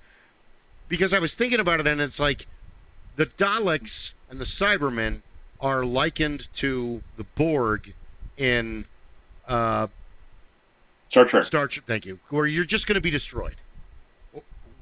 You're assimilated with the Cybermen and the Borg, but the Daleks, you're disgusting, and we don't want you in our universe. Whereas, here's where I am lacking, because I have not read the books, nor have I encountered the race in Star Wars, but in canon, later on in the novels, there is a race called the Yuuzhan Vong, and The Yuuzhan Vong, yeah. they cause a whole lot of havoc in long time ago in a galaxy far, far away. And I guess they would be up there with the Reavers or the Daleks or the Cybermen or the Borg, or so even in Firefly, or I'm sorry, I just did that one with the Reavers. Even in Farscape, you have the Scarran, because the Sebaceans are a pain in the ass. The Nibiru, the one that what's her name is, the ones that are all gray and have they're a pain in the ass, but they're all terrified of the Scarran. Where even in Red Dwarf, they're terrified of Gelfs, genetically engineered life forms. And there's like Gelf planets and stuff. It's like, because we've reached a Gelf planet. Oh, there's a transmission, and they play it, and it's all in Gelf. It doesn't make any sense. Use the universal translator, and you hear this first voice go, "You have entered Gelf space. Da-da-da-da-da. Welcome. Da-da-da-da. And here is the local message." And then you hear this other, much deeper voice go, "Death to the strangers!" Oh, we need to get out of here now. Right. Roll them up, roll them up, roll them up. Yeah, there's always this entity in the world or in the galaxy that wants to like wipe everybody out. I guess it would be the Harkonnen in Dune. I've never read the books. One series, Tom Coffey. Oh, I don't know. He might have even pushed this book on you, Rob. Tom Coffey gave me a book called The 97th Step by an author named Stephen Perry, who actually is the author of Shadows of the Empire, which is a brilliant book. If you haven't read it, read it. It's really Awesome. good. It gives you all of the backstory in between The Empire Strikes Back and Return of the Jedi. Everyone's like, why don't they make this a movie? Oh, fuck no. It would be 5 hours. Make it a series. Make it like 3 seasons. Done. Because it's one of those, okay, I'm following Luke. Now I'm following Leia and Chewie. Now this is going on. Now Zizor. Now, wait, okay, the Black Sun. Okay, now we're with Jabba. So Ben and Luke, and we're on Tatooine. Now we're on with the Rhodians. So it would make a terrible movie. It would be so confusing because but if you're reading it, it's like, oh, and the book's thick. It's what, 500 pages, 400 pages? It's Something like that, yeah. It's not real long. Zizor is basically Jabba the Hutt's boss, and he kind of falls madly in love with Leia or Ghana Skywalker, which becomes hugely problematic because he's a feline. He's like they're like lizard people. They're like lizard. Yeah, they're talons. lizard. They use pheromones to I remember entice you. When we were role playing and Cookie was still alive and DMing. He was like the Star Wars. He was a really good DM. He's up there with Rob, DM Rob in Paul's Circle. And Christine played one of those characters. She was a feline assassin. She was always using her pheromones to talk to him and negotiate. Oh, I use my pheromones on our roll. Yeah, he believes you. Nothing but the thing. Sexy lizard chick. But I'm trying to think of other... The 97th Step is actually like a prequel to a series called The Matadors. And there's no aliens, it's all humans, but it's basically one guy figures out how to bring down the giant engine that's running space. And the whole series, The Man That Never Missed, Emil Kadaji, is the guy's name, and he doesn't use guns. There's guns in the story. They're using laser guns and rifles and all kinds of shit. But he uses these things called specdods, and they kind of go over your forearm, and you lift up your middle finger. It's kind of like the Spider-Man web shooters, but you lift up your middle finger and they shoot darts, like fléchette, excuse me, not a French speaker, fléchette, darts, and he basically like creates an uprising. I think I read the 97 Step because that book is about the teacher of the guy that starts the revolution, and the book ends with the two of them meeting. So I was like, oh, I've heard about this Emil Kadaji guy, because anytime you read, what's the Matadors about? Emil Kadaji, okay, he's the main character of the whole, okay, he's Skywalker, got it. He's Captain Kirk, understood. So he's kind of the, but it was neat because it's also kind of equilibrium. The 97th Step is part of a kata that all of this Temple of the Shroud, or Brotherhood of the Shroud, and it's basically like space Shaolin monks. Jedi. Without the Force, but yes. Without the Force. Without the Force. There's no like Force. There's no Force. There's no aliens. It's more like Outland, or like Silent Running, or Firefly, where there's just no aliens. They're just not in the story. Whereas Farscape and Star Wars and Star Trek, oh my God, there's so many fucking alien races in Star Trek. Because when you buy the role-playing games, half of it is you just need to learn about all the races. Same thing with Star Wars. And certain races are better than other things, like the way Cookie described it. And he's like, here's this one race, and they look like giant chipmunks. Like, what do you, giant chipmunks? What, like at Disneyland? He's like, no. Do you remember in the first movie at the cantina in Mos Eisley, there's one little alien, and it squeaks, and it's going like this, and a guy comes over and he gives him a drink? That's what these things are. So they're basically like space chipmunks. They're like 3 feet tall, but they're amazing techs. They have a natural proclivity to technology. They can squeeze into all the spaces. I can't remember what the race is called.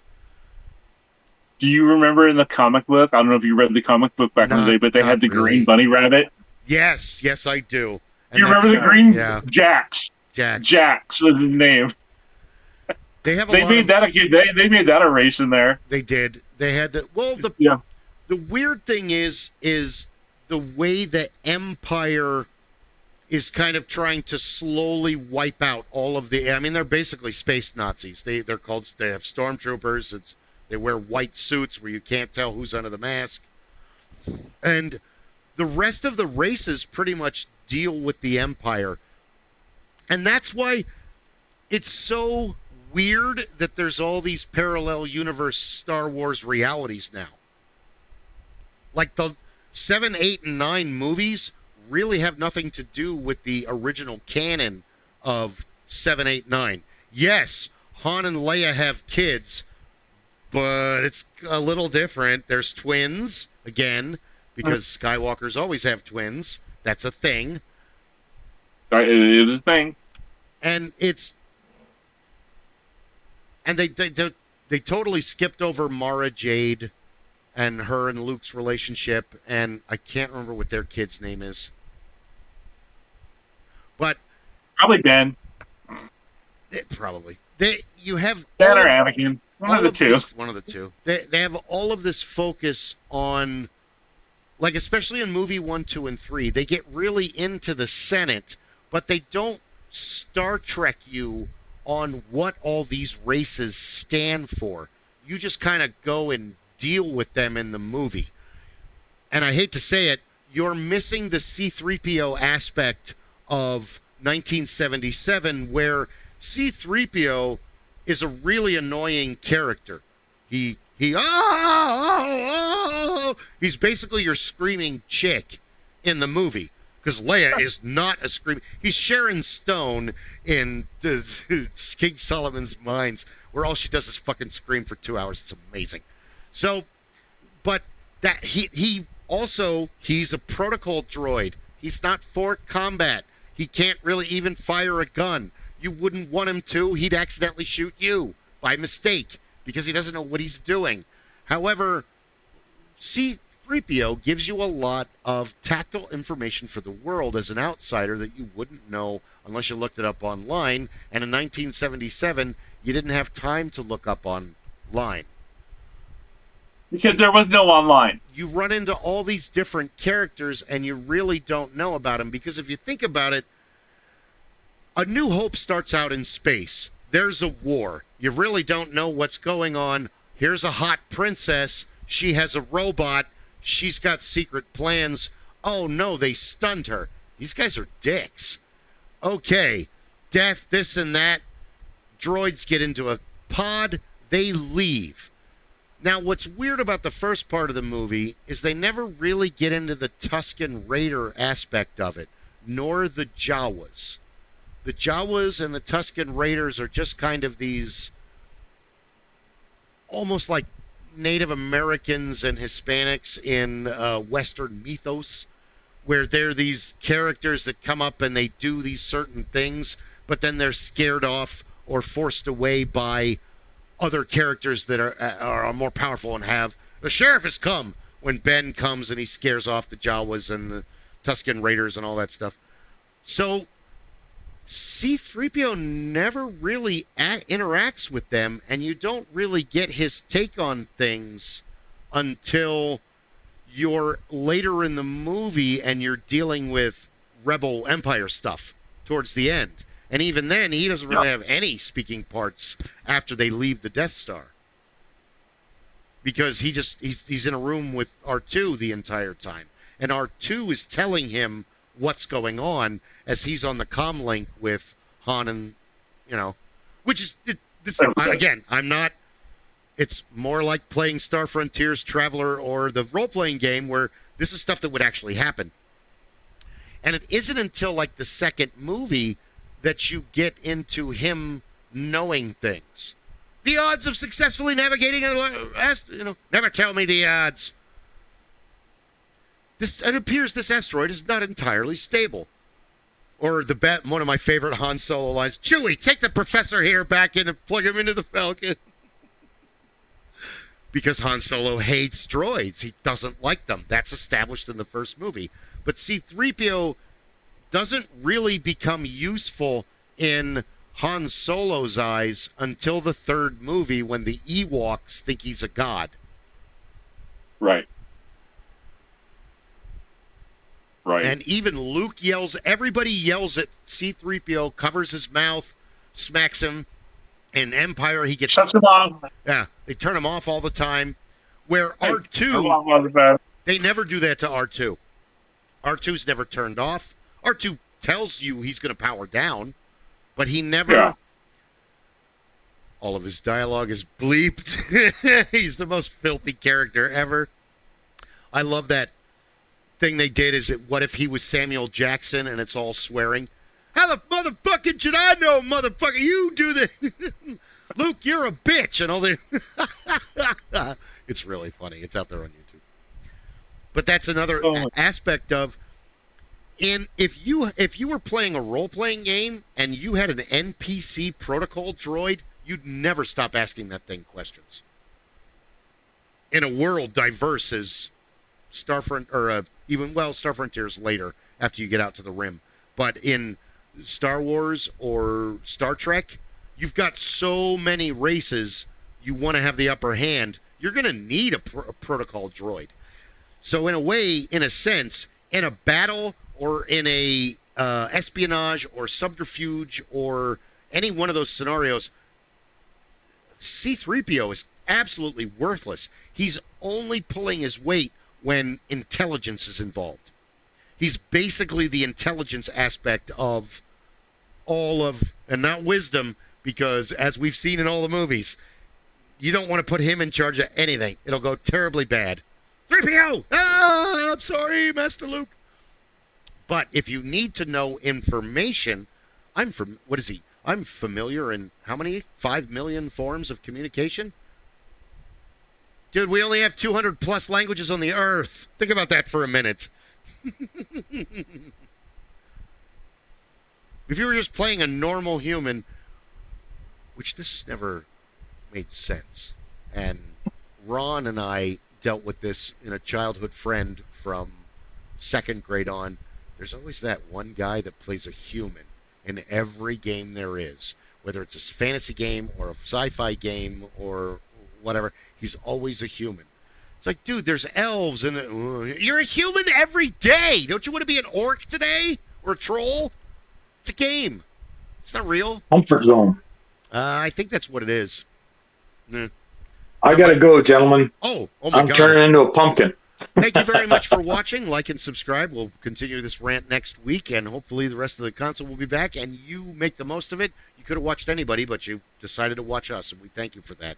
You guys have a great night. I know I started to ramble. Sorry. Everyone's falling asleep. No worries at all. No worries. Remember now, play nice. If you can't play nice, don't get caught. Get caught. Right. Have a great one. Thank you very much. Good night, guys. Have a good one.